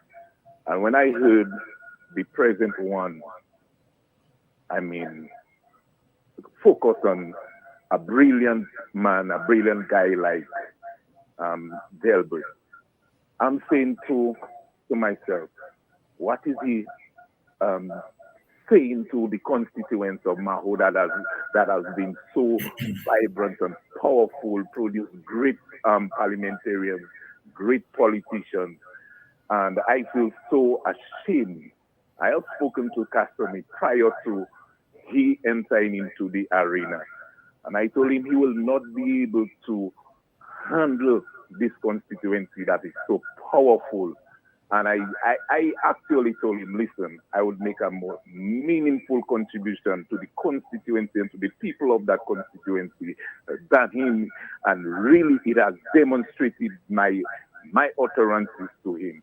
And I believe that in the whole constituency, we are disappointed and we are ashamed. And I believe Delbert has triggered a serious nail into that whole parliament, that when it comes to Delbert and this parliament, it's like chalk and cheese. And I want to say to this young man that his political future is extremely bright. Don't look back. Just stay focused. The Dominica, one of these days, will reap the harvest of brilliant man of the soil. God bless. I listen in. The program is fruitful, healthy, and it is important to have that discussion at this point in time. Continue the good work. And thank you so much for that. Lambi, let's move on a little bit. Interrupt us when you have another call, and we'll just stop and take it. We want the people to have their say tonight. Dr. Andre, I don't know what your thoughts are. You've written about Mr. Leblanc, you've collected Mr. Leblanc's works, and I'm just thinking about Mr. Leblanc, Simeon, and Mr. James, and Dr. Andre. I'm just thinking of Mr. Edward Oliver Leblanc. What would be his thoughts, his thinking when he sees what is going on in the parliament today? The level of debate and the orientation. This is a Labour Party that is in office. And I'm listening to people talking about accents and eyelashes and all kind of things. And I'm just wondering, what is this all about? Dr. Andre? Well, there's no mystery. Simeon made reference to his consternation that a Labour Party representative would manifest a degree of unprecedented haughtiness by making fun of someone's accent. Sadly, it is worse than that. You remember years ago, a person supportive of the party who received a grant of $500,000 made fun of a poor single mother from Portsmouth, who incidentally is or was a supporter of the Labour Party. When she asked for some aid, he rebuked her as one kind of women dear, totally making fun of her, totally dismissive of her humble status. But isn't that what we have today, Mr. G? Look at the monies made by foreigners. As Mr. Linton has said, it's more than $240 million, which has been exported. It's something closer to $350 million that they've earned. It's more than the annual bill or wage bill for civil servants in Dominica. And it becomes something to be boastful about. While persons involved in the NEP make a princely sum, many of them anyway, of $800, while persons in the civil service asking for a modest increase, told that you'd be satisfied or you should be happy with 001 or 110, whatever it is. While persons with literally no connection to Dominica are earning amongst astronomical sums such as $30 million, while there are still poor, impoverished Dominicans who still haven't repaired their roofs. So this is more than just making fun of a parliamentarian. This is merely an indication of the moral rot that has motivated persons to grab as much as they want, as much they can get away with. And how do they do that? By singing the praises of the Almighty, the political deity. We love you. We love you like a cow's behind. And therefore, we are ready to reap the benefits of that slavish mentality. This is unfortunately the sad indictment of what we face and what we are confronted with in Dominica today. A total, as Simeon has put it, obliviousness to the suffering of the people, to the plight of the people, a blatant and cynical attempt to erase one's humble past, because now we are all the nouveau riche, you see. Well, not all of us anyway. We now have acquired the disdain which engendered by wealth, or should I say, engendered by ill-gotten gains. So this is an indication of the enormity of the task that we face. The question of what is said in the House of Assembly is merely the tip of the iceberg. What is more fundamentally problematic is what lies beneath the surface. So our work is all cut out for us. Thank you. And Simeon, how are you going to deal with that?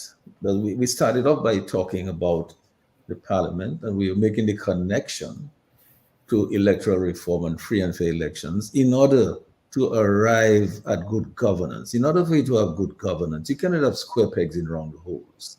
You have to have the right people in the right places, taking the right decisions, having the right sort of vision, understanding the big picture. So when you come to a budget, there is a plan. If you know your government is elected for 5 years, you say, let's make a plan for at least 5 years. And every year we're going to build. That's a foundation this year. We're going to build on it every year to achieve the objective of making people's lives better, giving them the jobs and the income, let them grow wealth, and so on. Isn't that what it's all about? Instead of that, we hear people talking about accents and so on. I think we have our expectations a little bit too high, because I think we're being foolhardy and ridiculous if we were to expect anything more, and I'll tell you why. The current group of parliamentary representatives or people in government on the government side did not enter into politics as a means of burgeoning professionals and community people who understood their background, their history, where they came from, and offered themselves for politics. Many of them were not nominated by their constituency groups or their villagers to represent them. These people were handpicked and selected. Now, this is the opposite of parliamentary representation. You don't pick people and ask them to represent people.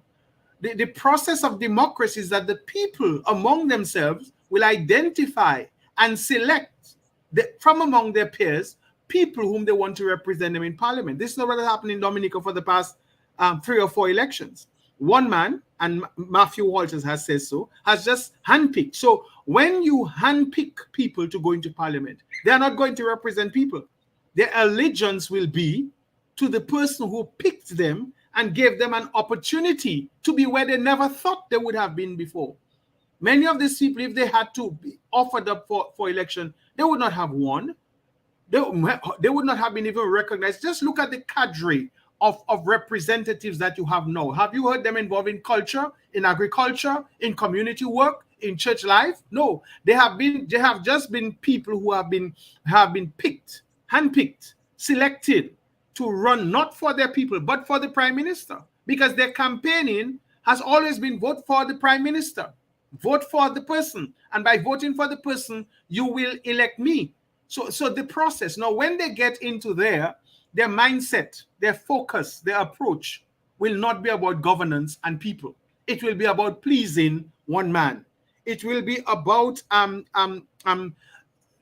absence and the lack of an autonomy to think, to be creative, to be innovative, to come up with ideas that can advance the country, to come up with the right type of developmental strategies and policies and programs that would represent their people, because it emanates from their people. Most of these people may not even know their boundaries in their constituencies, for instance, as to where their constituencies are demarcated.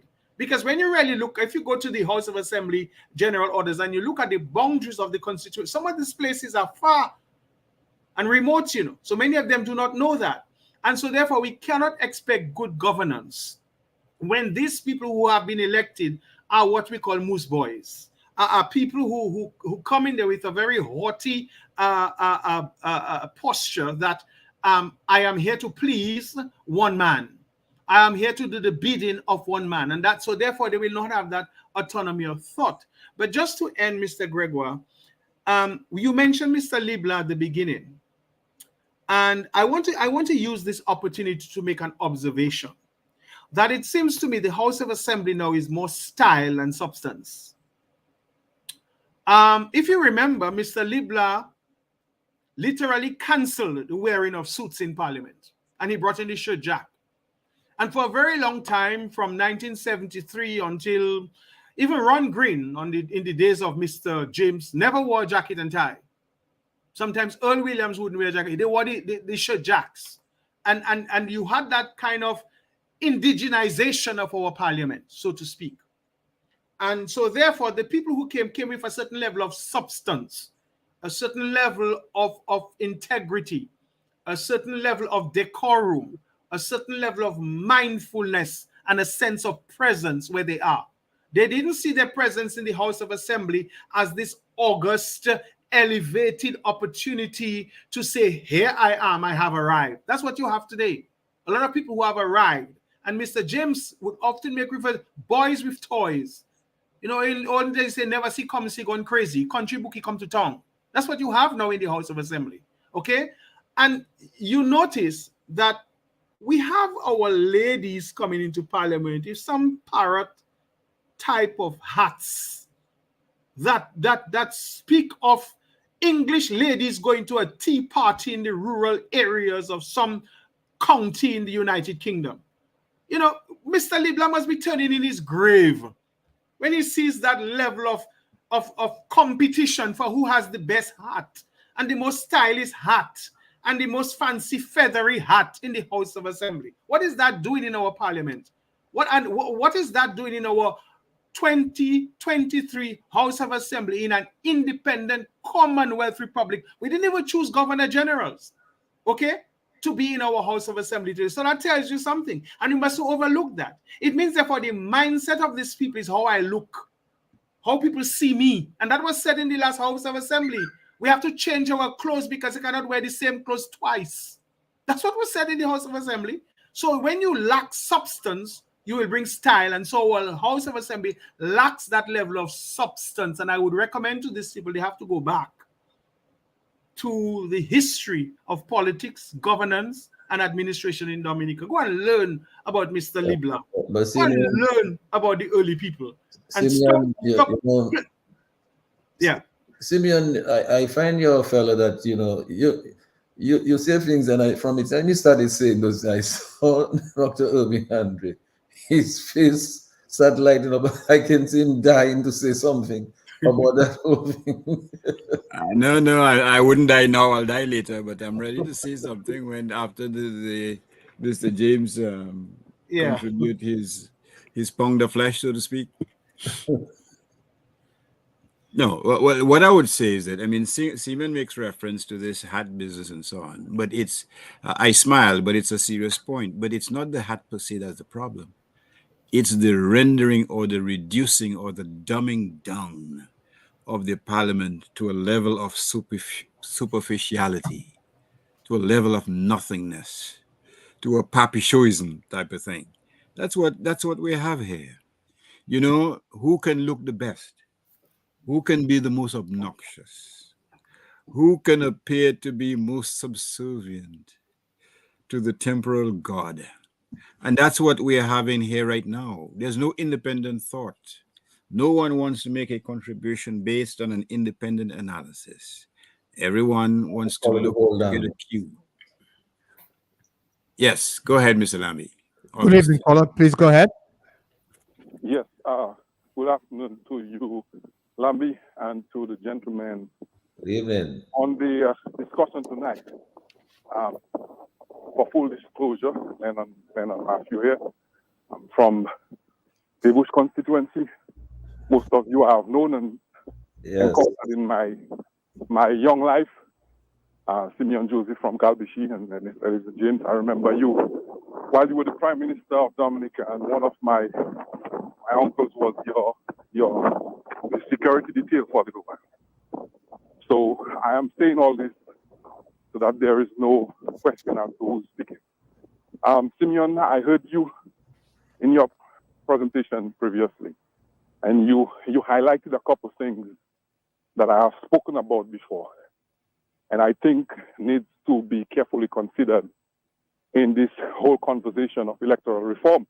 And the reason why we have electoral reform is because when these honorable men exploit the loopholes in our political process to give themselves an advantage, then the system has to correct itself. And that is why electoral reform is important.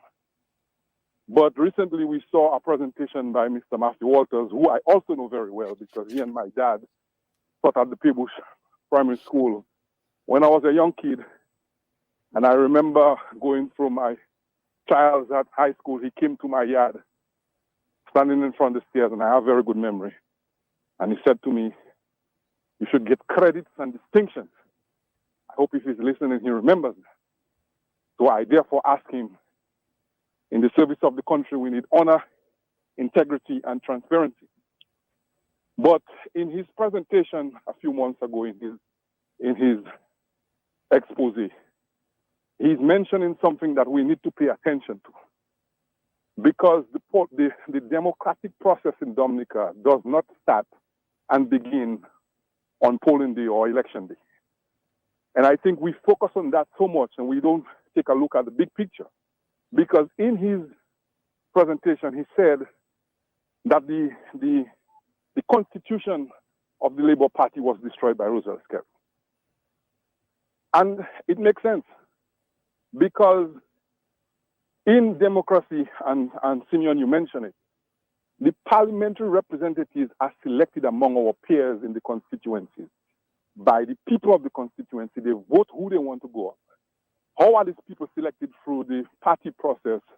Is when the party delegates meet, they vote to select somebody. That is the root of the democratic process. What it does, it ensures that democracy and the will of the people is realized from inception. So therefore, when the Prime Minister dismantles the democratic process or the Constitution through that basic building block of our democratic process, he is essentially destroying the roots of what our democracy is all about. And we are overlooking that fact because for him to get where he is and destroy the Constitution of Dominica, he has to first destroy the root of what put him in power. And therefore, I say when we have communication, we sometimes need to change our narrative. And some of these people who were elected, we don't call them the parliamentary representative for the people's constituency. We have to make a concerted effort to call them as they are. The representation in the people's constituency for Mr. Roosevelt Skerrit. We have to make that distinctly clear. Because as far as I'm concerned, if you destroy the democratic process from the roots, then the system, the entire structure cannot be democratic. Therefore, I will conclude that the current government is not a democratically elected government. And if we are defining our democracy as the day of election coming to vote, then we have a very weak system that lends itself to what is currently happening. It's all about voting. It's about paying people for election, and then the people don't truly have the power of selecting who they want to represent them. And I think while we are asking for reform, it is not just reform on the national scale, but it's reform through the entire process. How do we go about selecting people to represent us? And if that is not legislated, if that is not backed up by strong legislative component, then we have serious issues. And finally, I want to mention something about the parliamentarians we have. I remember back in the days as a little kid, I was always interested in listening to Mike. And of course, I listened to Parliament because in the country area, all we had was transistor radios. Listening to cricket in Parliament was one of the big deals. And I was always amazed at the presentation of people like Mike Douglas, Henry George, some of these guys, Ozzy Walsh, our guy there in Maho with the Freedom Party now. These guys were eloquent, they were smart, they were intelligent, and they understand that their purpose was greater than themselves, right? We had a number of lawyers, people who had trained in oratory skills, doing presentations to defend people. How many lawyers do we have in our parliament today? The last one we had, Mr. Ian Douglas, was a disgrace. He was a disgrace to the kind of presentations we have. And if we have a structure in our democratic process where the people are not selecting the best among us, what then do you expect? What then do you expect when the cream of the crop, the best and brightest among us, are supposed to be leaders? They are despised because an individual is so insecure in himself. He has 2 PhDs. He has the Jose Martin Award. He has the Knights of Something Award. And all this is cosmetic to show the internal weakness of an individual that is running the country, to the point where he selects yes sir and yes ma'am people with nobody who could give him resistance and present to Dominica what is best of all of us. So gentlemen, I know we've been talking. I have said a lot. But I think there has to be a concerted effort in reaching out to the people on the ground. There needs to be demonstrations. There needs to be community outreach. The different organizations and groups need to get away from the media houses and get on the ground like we used to do in the old days. We have to get back to the basics of bringing the information to the people because there is too much happening and too little information reaching where it needs to reach. You have a good evening. I'm listening offline. Thanks a lot, Lennon, for your comments. Mr. James, you entered public service, I believe, because you want to be a public servant. You started off, you built a foundation, obviously. You're a community man. You participated. Somebody's mic is open. You might want to close it so that I don't get the feedback here. You participate in your church affairs, so in really a major way in the community, particularly in sports, in agriculture, in all kinds of things. This is what helped you to In other words, you had an innate interest in helping people, in being a part of your community, to see your community thrive and grow, to see people's lives improve. And that is why it is on the basis of that foundation that you went into politics. So you did not go there because somebody paid you a check and told you, listen, I can make you win, and you'll get a salary. That is not what you did. Let's talk about this a little bit, because when I mentioned Mr. Edward Oliver Leblanc earlier, I can see men who had that kind of fortitude, because Edward Leblanc lived for other people. I mean, Dr. Andre can tell you, because he's written about him, how much money he left with. When he left government, he said, look, I'm getting out now, and this is how much money I have. I came with so much and I have so much. And Mr. James, tell us a little bit more about it, because you see, it's important for the young parliamentarians and young people out there to understand what public service is all about. Yeah, Sheridan, well, you've described the journey that I embarked upon that landed me in the parliament. So I don't need to go over that. You described that. But in the final analysis, being in the parliament is about serving people. For some people, the remuneration that they receive through parliamentary representation is a lot relative to what they were receiving before they entered the parliament. Somebody who was probably getting $2,000, $2,500 a month and goes into parliament, brought in there by Mr. Sheridan, gets $8,000 a month, is a major shift and a major material benefit. For some people who were in a different position financially, that doesn't matter. As a matter of fact, you're losing money. I've said already on the public record, before I went into the parliament, I had a house, I had a piece of land, I had a car, and I had no overdraft. When I came out of parliament, I had those same things, nothing more, but I had an overdraft. Okay, so that will summarize that. But I wanted to go back to something that I had started. Because I started by saying I spent 24 years in the parliament. And I also said that what I'll say tonight is not designed to take anybody down. It will speak truth it speak truth and it speak reality, but hopefully those people to whom what I'm saying is directed will find something there that will urge them to do perhaps a little better than they are doing. So when I reflect on the contribution in the last parliament, I heard this parliamentarian saying that we are the only country which has suffered natural disaster. I hear the gentleman focusing on accent and this sort of thing. I hear Mr. McIntyre telling us that our health service is better than or as good as any country in the world. I hear one parliamentarian saying that nobody can say that Dominica 20 years, Dominica now is the same Dominica 20 years ago. And I reflect on all those things that we have lost over these 20 years, to the extent that where the population was involved in producing their own money, we are now 90% dependent on one man to give us a handout. I see a parliament where the minister seeks to castigate an opposition member for pointing out information in the very budget document which indicates that they had only spent 10% of what was allocated. When they challenging the parliamentarian who says that, when the written document confirms what the parliament is saying, suggesting to me that that minister did not read the document. And I see a focus on eyelashes and the fact that we can't wear the same dress twice and these sort of things.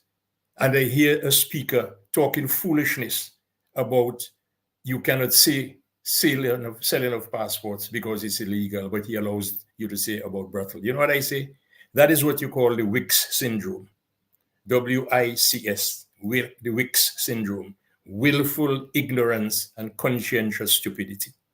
That's the Wick syndrome that I see there. And I would urge them to move away from that. Move away from that. What we have now, as Simeon pointed out, is style and fashion. Something introduced by Alex Boyd Knight, who, for what I do not know, we gave her the Speaker Emeritus accolade because she introduced this recolonization of our thinking to wear hats in the Parliament. And now it's about hats. At budget time, nobody's interested in being able to deal with the figures that are in the document. They're interested in the hats and who has it on the right side and who has it on the left side, who has it in the center, and how many feathers are in the hats. That is what we've come to. And so people go in the house and talk about who dressed and who dressed this way. And that is what we've come to. So let me urge them. Let's move away from that. Please, young people, parliamentarians in this 11th Parliament, rise to the highest heights of statesmanship and deal with the people's business. Pay attention to the documents that are coming to you. Pay attention to the issue. Equip yourself with the ability to speak about the $7.9 billion of Dominica's money that is missing. Ask the Prime Minister who put you where he put you there. Ask him about Anthony Hayden. What is his relationship with Anthony Hayden? Tell him that you're hearing talk that Anthony Hayden and himself are controlling the people's money. Is that true? And see what you can do to deal with that. Because we can get back, if it is true that there's $7.9 billion out there that cannot be accounted for, and we can get back all of it, or substantially all of it, we can move our people from welfare to work. Ask the people of Dominica, how many of them would prefer at the end of the day, end of the month, to know that the money that they're getting to look after their child, to look after themselves, is money that they have earned from the sweat of their brows, rather than money that has been given to them by way of handouts. Talk to them and address your minds to moving our people from welfare to work. Ask the Prime Minister, because he alone knows. You don't know. Ask him, what is the impact of the UK action with respect to the visa imposition on us? Because it's not just a question of imposing the visa. There's a story behind that. What is the story? Ask about the EU's imposition of Article 5 that dictates that all the money coming from the sale or the exchange of citizenship passport should come to the country. Remember, point out to Mr. Skerritt. I'm asking you to do it to Mr. Skerritt because I realize the pivotal role that he's playing in this. Point out to him that in response to that matter of the EU's dictate, only Dominica is pointed at. You understand? So ask them for that. And the public, you now have to ask your parliamentary representative. You now have to go to those parliamentary representatives. Some of them actually went through an election, a sham election. Some of them were just nominated, like Mr. Skerritt, for instance. Okay? Talk to them. Give them your ideas. Okay? Go to them and speak to them. This notion, I also want to address this thing. This notion that we talk too much, there's too much talk. Mr. Gregoire, this is a talk show. You run a talk show every day on your station. Somebody in Miami, somebody in England, somebody in St. Croix. It is through the talk shows that they have some idea of what is going on in Dominica, essentially through that. Do not fool yourself that when you hear people on the talk show that they're not on the ground. That is a bad notion. That is a wrong notion. Let me speak to you directly and forcefully. This notion that we must get off the radio, not me, we must get off the radio and get off the media. You can chew, what they say, you can walk and chew gum. You cannot sit there where you are and decide that because you hear XYZ speaking on the radio that that person is not on the ground.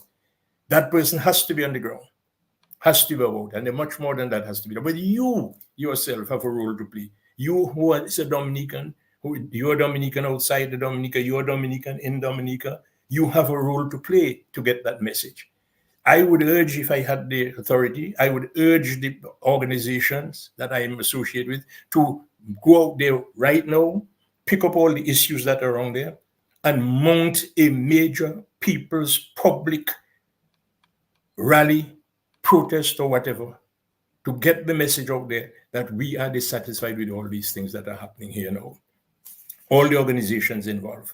The Business Forum organized a forum the other day. They invited the organizations, the political parties were there, the other civil society organizations were there. If a political party organizes a similar function, then all of them must be there and speak in that forum around the country, and let us see that what is happening here, we are fed up with it. Let us do everything to move away from style and fashion to substance, move away from the weak syndrome, willful ignorance and conscientious stupidity.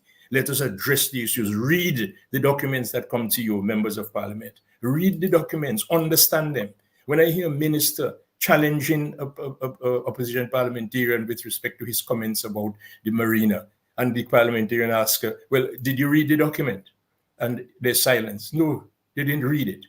So in response to Mr. Johnson's call to you to reach the highest heights of statesmanship, I'm urging you that it will not happen unless you take control of yourself, recognize where you are, how you got there, but do not lock yourself into that. Move out from that situation where you concentrate on style and fashion, and then speak to substance. Let us get our $7.9 billion back. Let us get our money back. Let us get control of our country. Take it away from the hands of one or two people, and let us make the effort to get true electoral reform so that we as a people can run the affairs of this country. Thank you. Mr. James, that sounded a lot like your closing remarks. Are they? Because you see the time is on us already, 6 minutes after 10.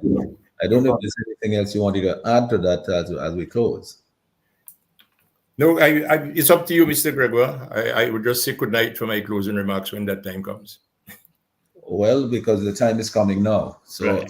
But really and truly, I mean, these remarks that you've made, they were remarkable.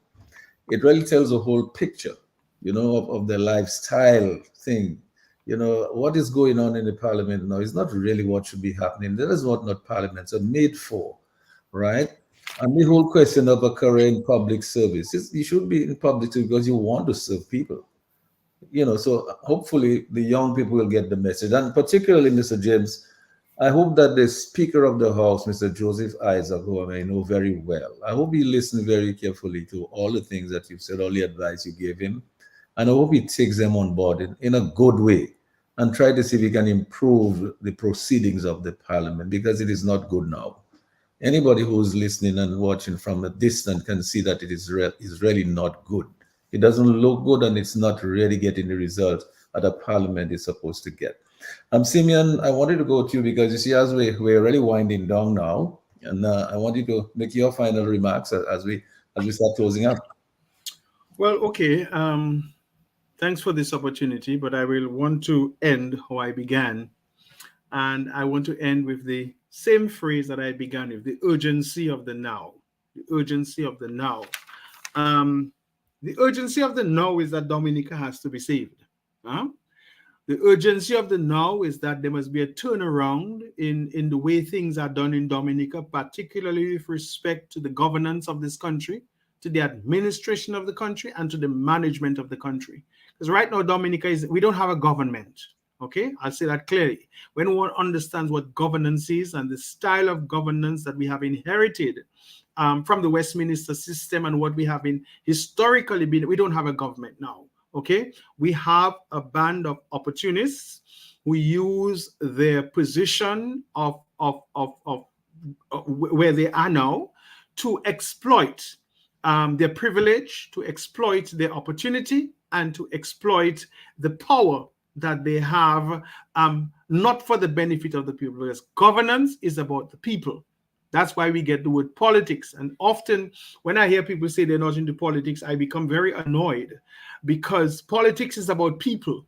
And once you discuss the issues relating to politics, comes from the Latin word polis. Okay, and so that's how we get the political and the people. And so once you begin to discuss issues that have to deal with people in general, the bread and butter issues, the livelihoods of people, the state of the nation state, it's political. And so that is why I will say that we don't have a government in power now.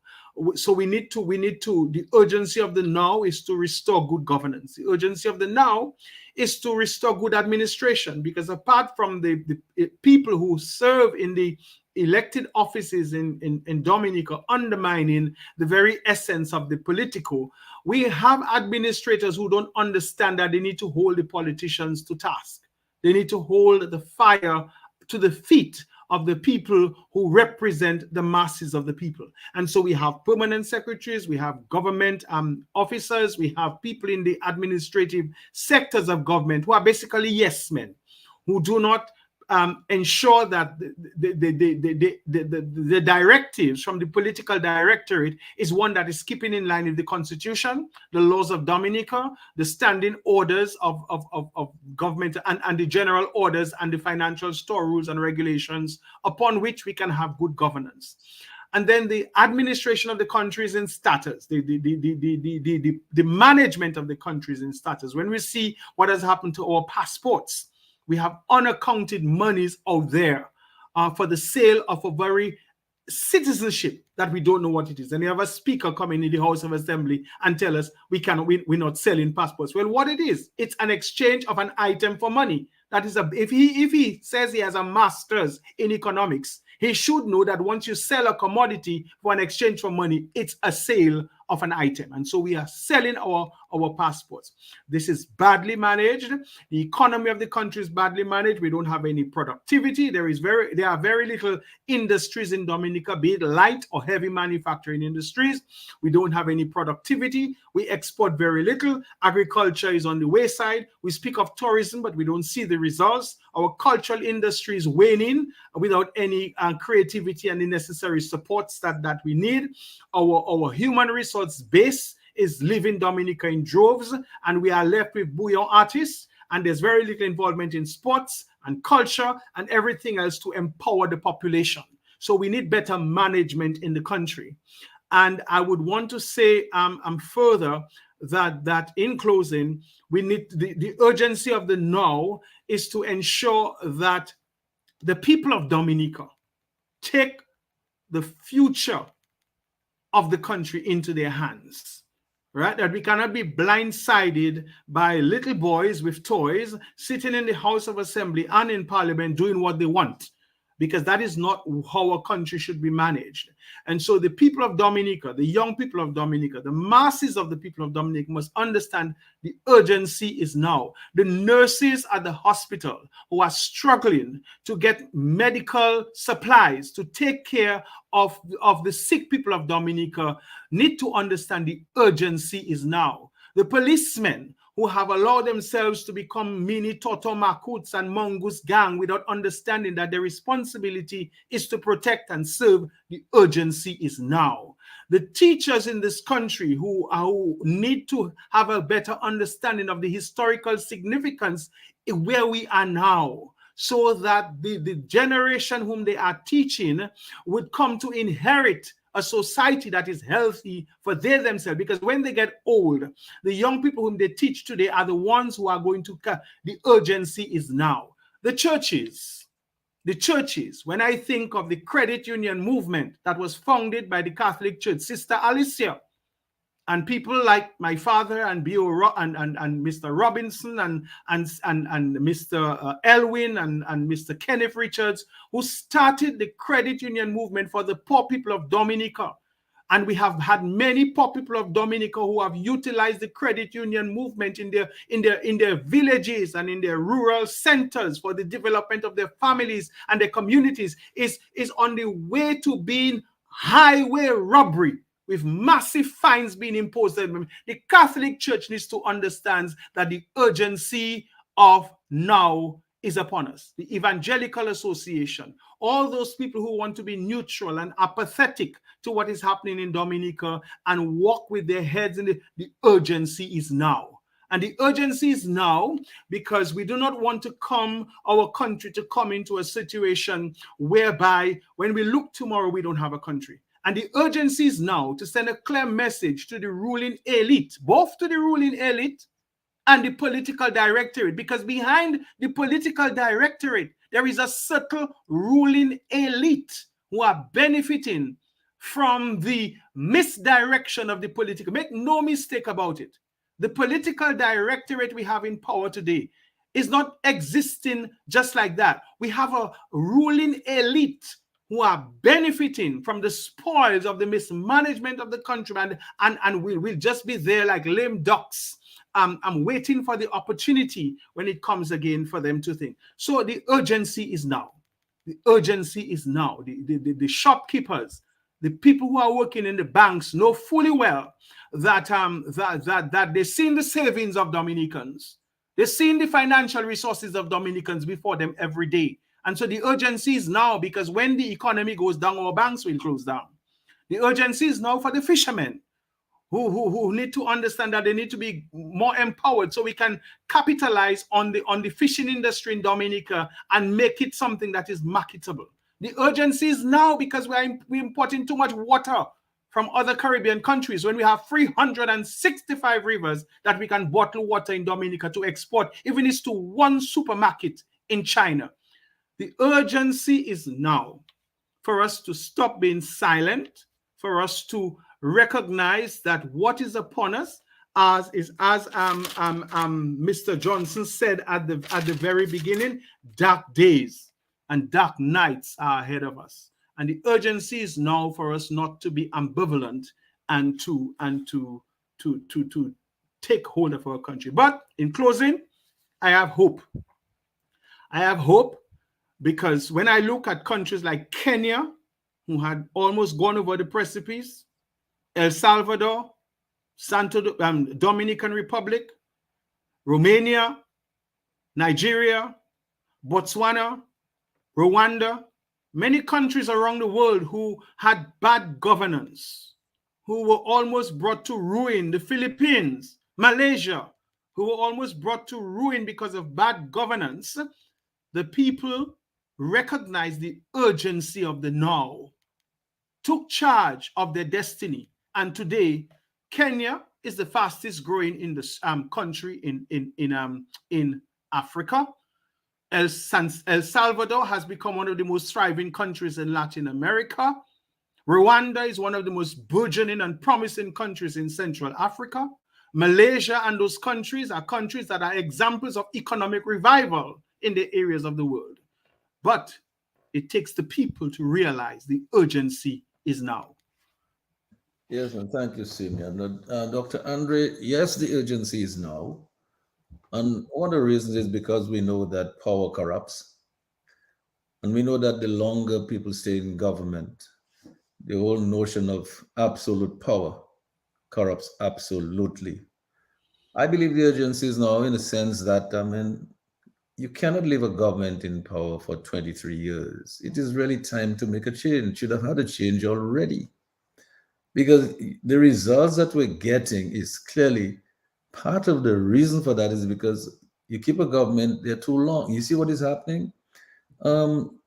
People are being handpicked. There's only one person now that's in office has been there from the beginning, Everybody else gone, Yep. Everybody else gone. So the question of being the longevity thing is only one man that's there all this time, One person, all the other people have been turned over. And 2 or 3 of the senior people have been cast aside and they've been told you cannot run again, but we'll give you a job after you can come back. So in terms of the urgency of now, Dr. Andre, your closing remarks on this, because it seems to me that we really started off by talking about the parliament. We started off linking that the substantive nature of a parliament with electoral reform, because that's where we level the playing field so we can have free and fair elections and to bring in some fresh talent into the fray to help to build the economy, fix people's lives. So when Simeon speaks about the urgency of now, I think what I have long concluded is that electoral reform is not going to be given to any Dominican on a silver platter. Dominicans, the people power is going to have to take it if they want it. If they really want it, they're going to have to take it because they have the power. The people are there to serve, not to be the masters of the people. So, in fact, if they really want electoral reform, they have to display it. And as Mr. James said, people have to come together to do it. Dr. Andre, you get the final word? Thank you. And let me say once again, I commend my fellow panelists, Mr. Joseph and Honorable James, for their excellent presentations. Let me commend the job done by Lambie as usual, and Sherwin and you, Mr. Gregoire, for hosting such a wonderful program. Again, I thank the listeners who've stayed up this hour to listen to three different presentations. To continue with what Simeon has said, that we should be motivated, quite frankly, by the fierce urgency of now. But I'm counterbalancing that observation by something you just said, Mr. Gregoire. Absolute power corrupts absolutely.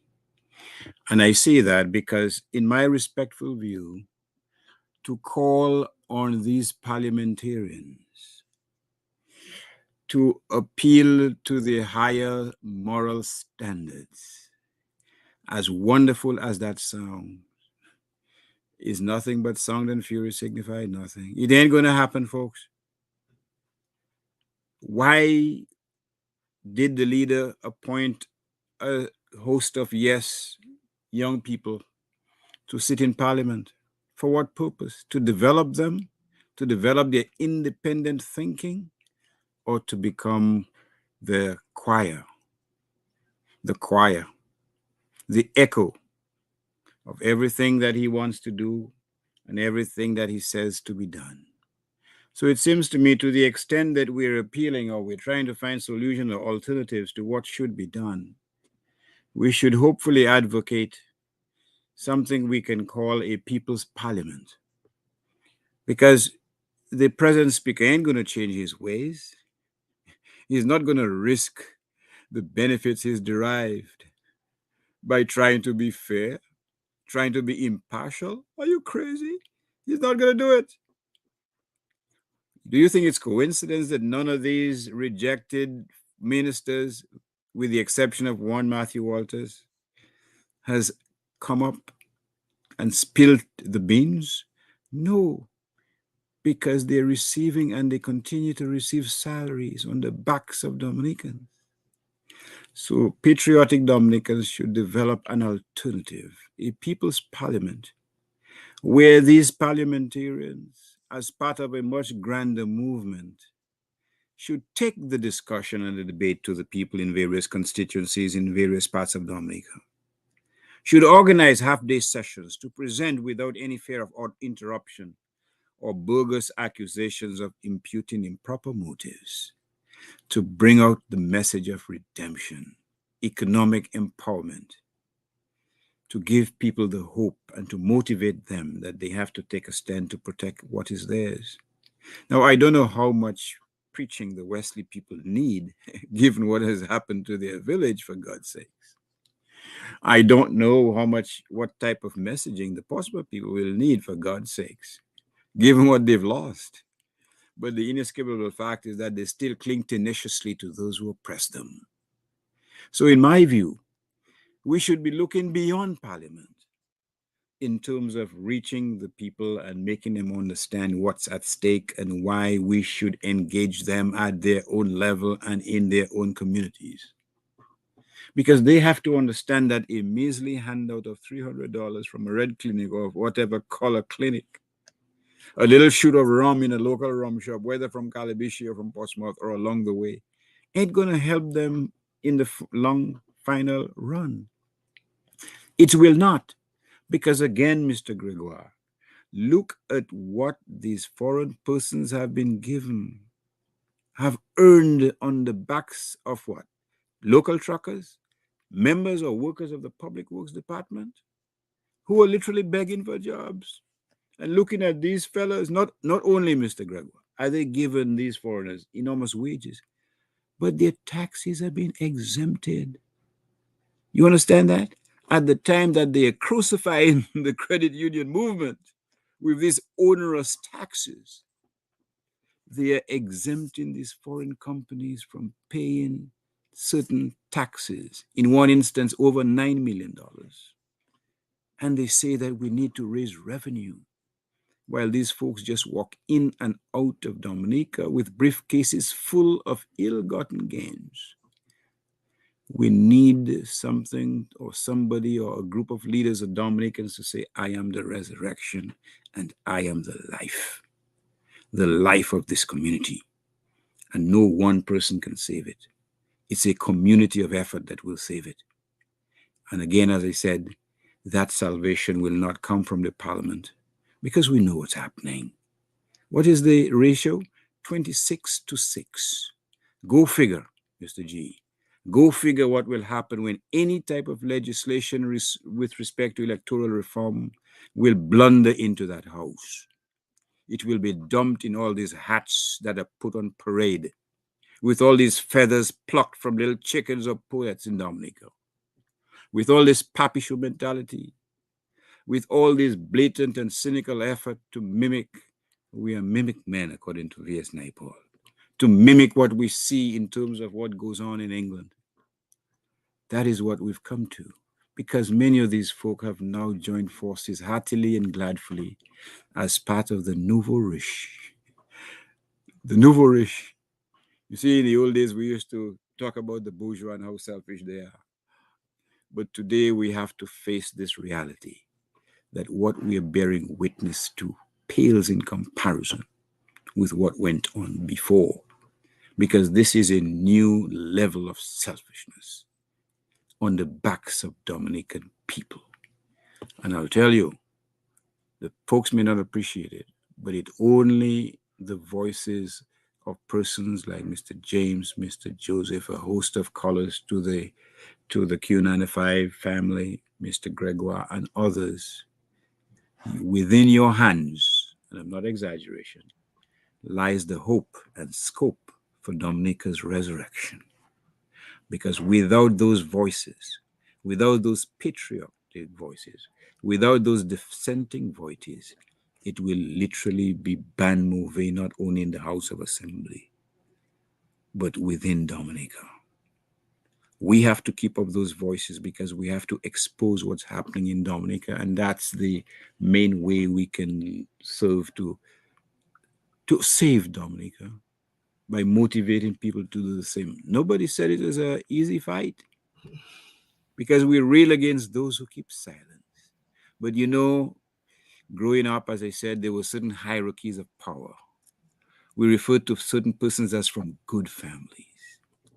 And persons who are financially impoverished, we spoke in less than glowing terms about them. But guess what? Many of the people on the front lines are those persons we oftentimes dismissed as Jean Baudelaire, persons without any saving graces. Isn't it ironic? Isn't it ironic, for God's sakes, that these persons have shown a fortitude which many persons, with all their education and their redemptive, so-called redemptive qualities, have done nothing, have remained, as one Dominican professional used to say, hiding in the bushes. But the bushes will be cut down at some point and there'll be no place to hide. And hopefully Dominicans will seize control of their blessed land. And I'm waiting for that day of redemption. And hopefully I won't have to wait too long. So I say thank you to your listeners. Thank you for the panelists. Thank you to Mr. G, Mr. Lambie, Sherwin. And let us thank Dominica for giving us that ability to dream and hope for a better future. Thank you very much. Mr. James, I think you said you wanted to say another special thank you before you left. Is that right?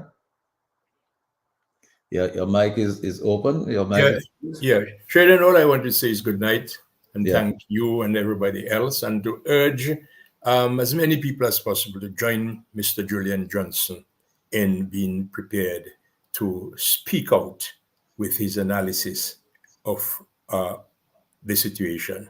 I want to also urge people who have received training, Brain, Daryl Titt, Goose, Clarence Christian, people like these who have received training, to do a conscientious assessment of where we are and be prepared to get involved in public discussion and debate on the issue. That you are genuinely concerned about the forward movement of this country, deal with the issues. Are you not concerned about the $7.9 billion, Mr. Christian? Let me speak to you. You are a finance person. Instead of calling and now and then and engage with Mr. Lennox Linton in the public interest and go through the figures with him. Show him where he's wrong. He will show you where he's convinced that he's right. And let the public have the benefit of that analysis. Stop people like what's his name, the Brain, your former education officer. Stop this business of going on the radio, méprising people and talking foolishness. Get involved in the debate. I saw him the other day. I tried to get involved in a discussion and he ran away. And I don't like that. Contribute to the debate. So Mr. Johnson has shown the way. Those people, those intellectuals, those people who have held high office, Mr. Johnson is a former cabinet secretary. The people need you now. They need your input. It is easy for them to dismiss people like me and say, I'm a politician. Okay, they don't see you as that. So join the debate, explain, educate, inform, and let us see how we can move forward in the interests of this nation. And I'm saying to those people, the public that help the opposition forces who have the obligation, I would say the obligation to oppose the wrongs that have been done by the administration, propose the way forward, and depose so that proper administration governance can be brought to this country. And let us work towards moving our country, our people, from welfare to work. Thank you very much. And thank you so much also, Mr. James. Thank you so much. Simeon, as usual, always brilliant, always to the point, going straight home direct, no holds barred. Thank you so much, Dr. Andre Lambie and Sherwin. Really, it was a pleasure to be here tonight. I think this conversation we had needed to be had. For so long, we've been listening to all what is going on in the parliament, and we know it's not right. We know better. We should do better. And I think Joseph Isaac, I know him well. He knows better, I'm sure. I think he can do better. He should do better. I mean, I really wish one of these I would be able to have a personal interaction with him on that, because I think he can do a lot better. He knows the rules. And I don't think he continues to need whatever he needed to put him where he is there now. I think you should show some independence now, because you are the Speaker of the House. You go by the rules of the House. Be independent. Look after the minority. That is what you're there for. The majority will always have its way. So, gentlemen, thank you so much for being here tonight. Thank you all to all those persons who are still with us on Facebook and on YouTube. Thank you for your patience. Thank you for hanging in there with us. We look forward to being with you again next Tuesday for another very important topic of great national interest. And so we look forward to be here with you again next Tuesday night. So, gentlemen, I just left for me to say good night to everybody and see you next time. And thanks so much. Thank you, folks. Good night. Thanks. Sleep well. Mr. James, I'm working on that stuff. Okay, thanks very much. Mr. G, you'll get that thing for me tomorrow.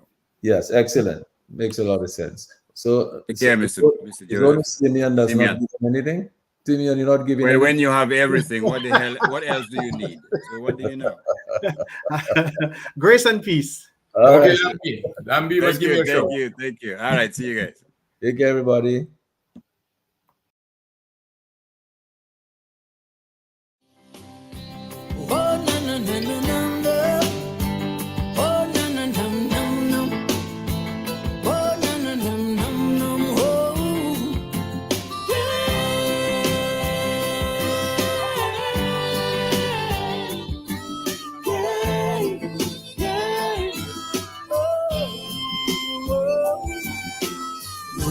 Out my window, and I'm a thinking of tomorrow, and I'm a wondering what the future will be.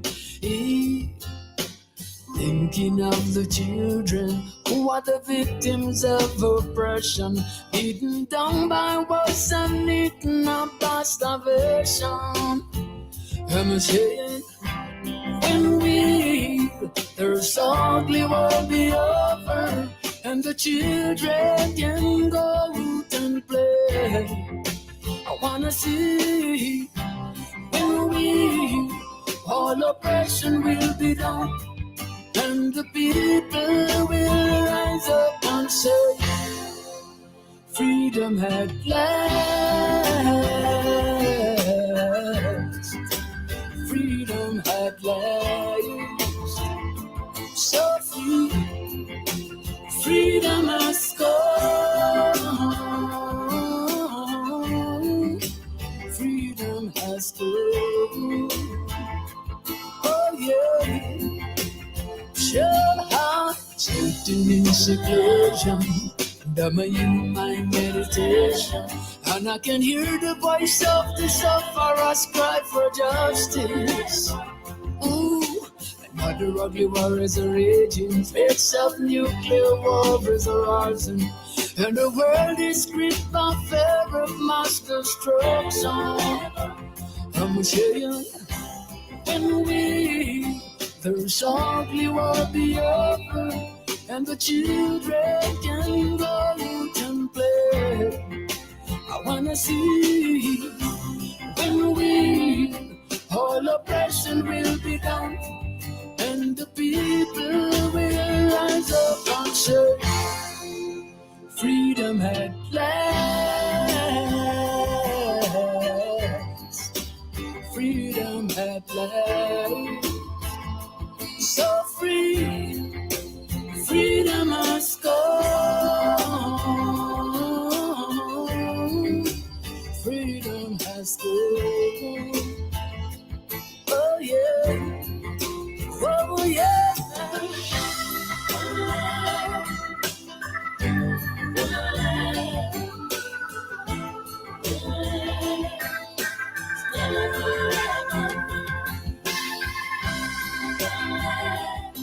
Num num num, oh num num num num num, oh yeah,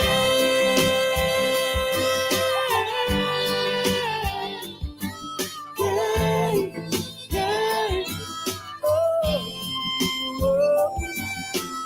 Looking out my window, and I'm a thinking of tomorrow, and I'm a wondering what the future will be. Thinking of the children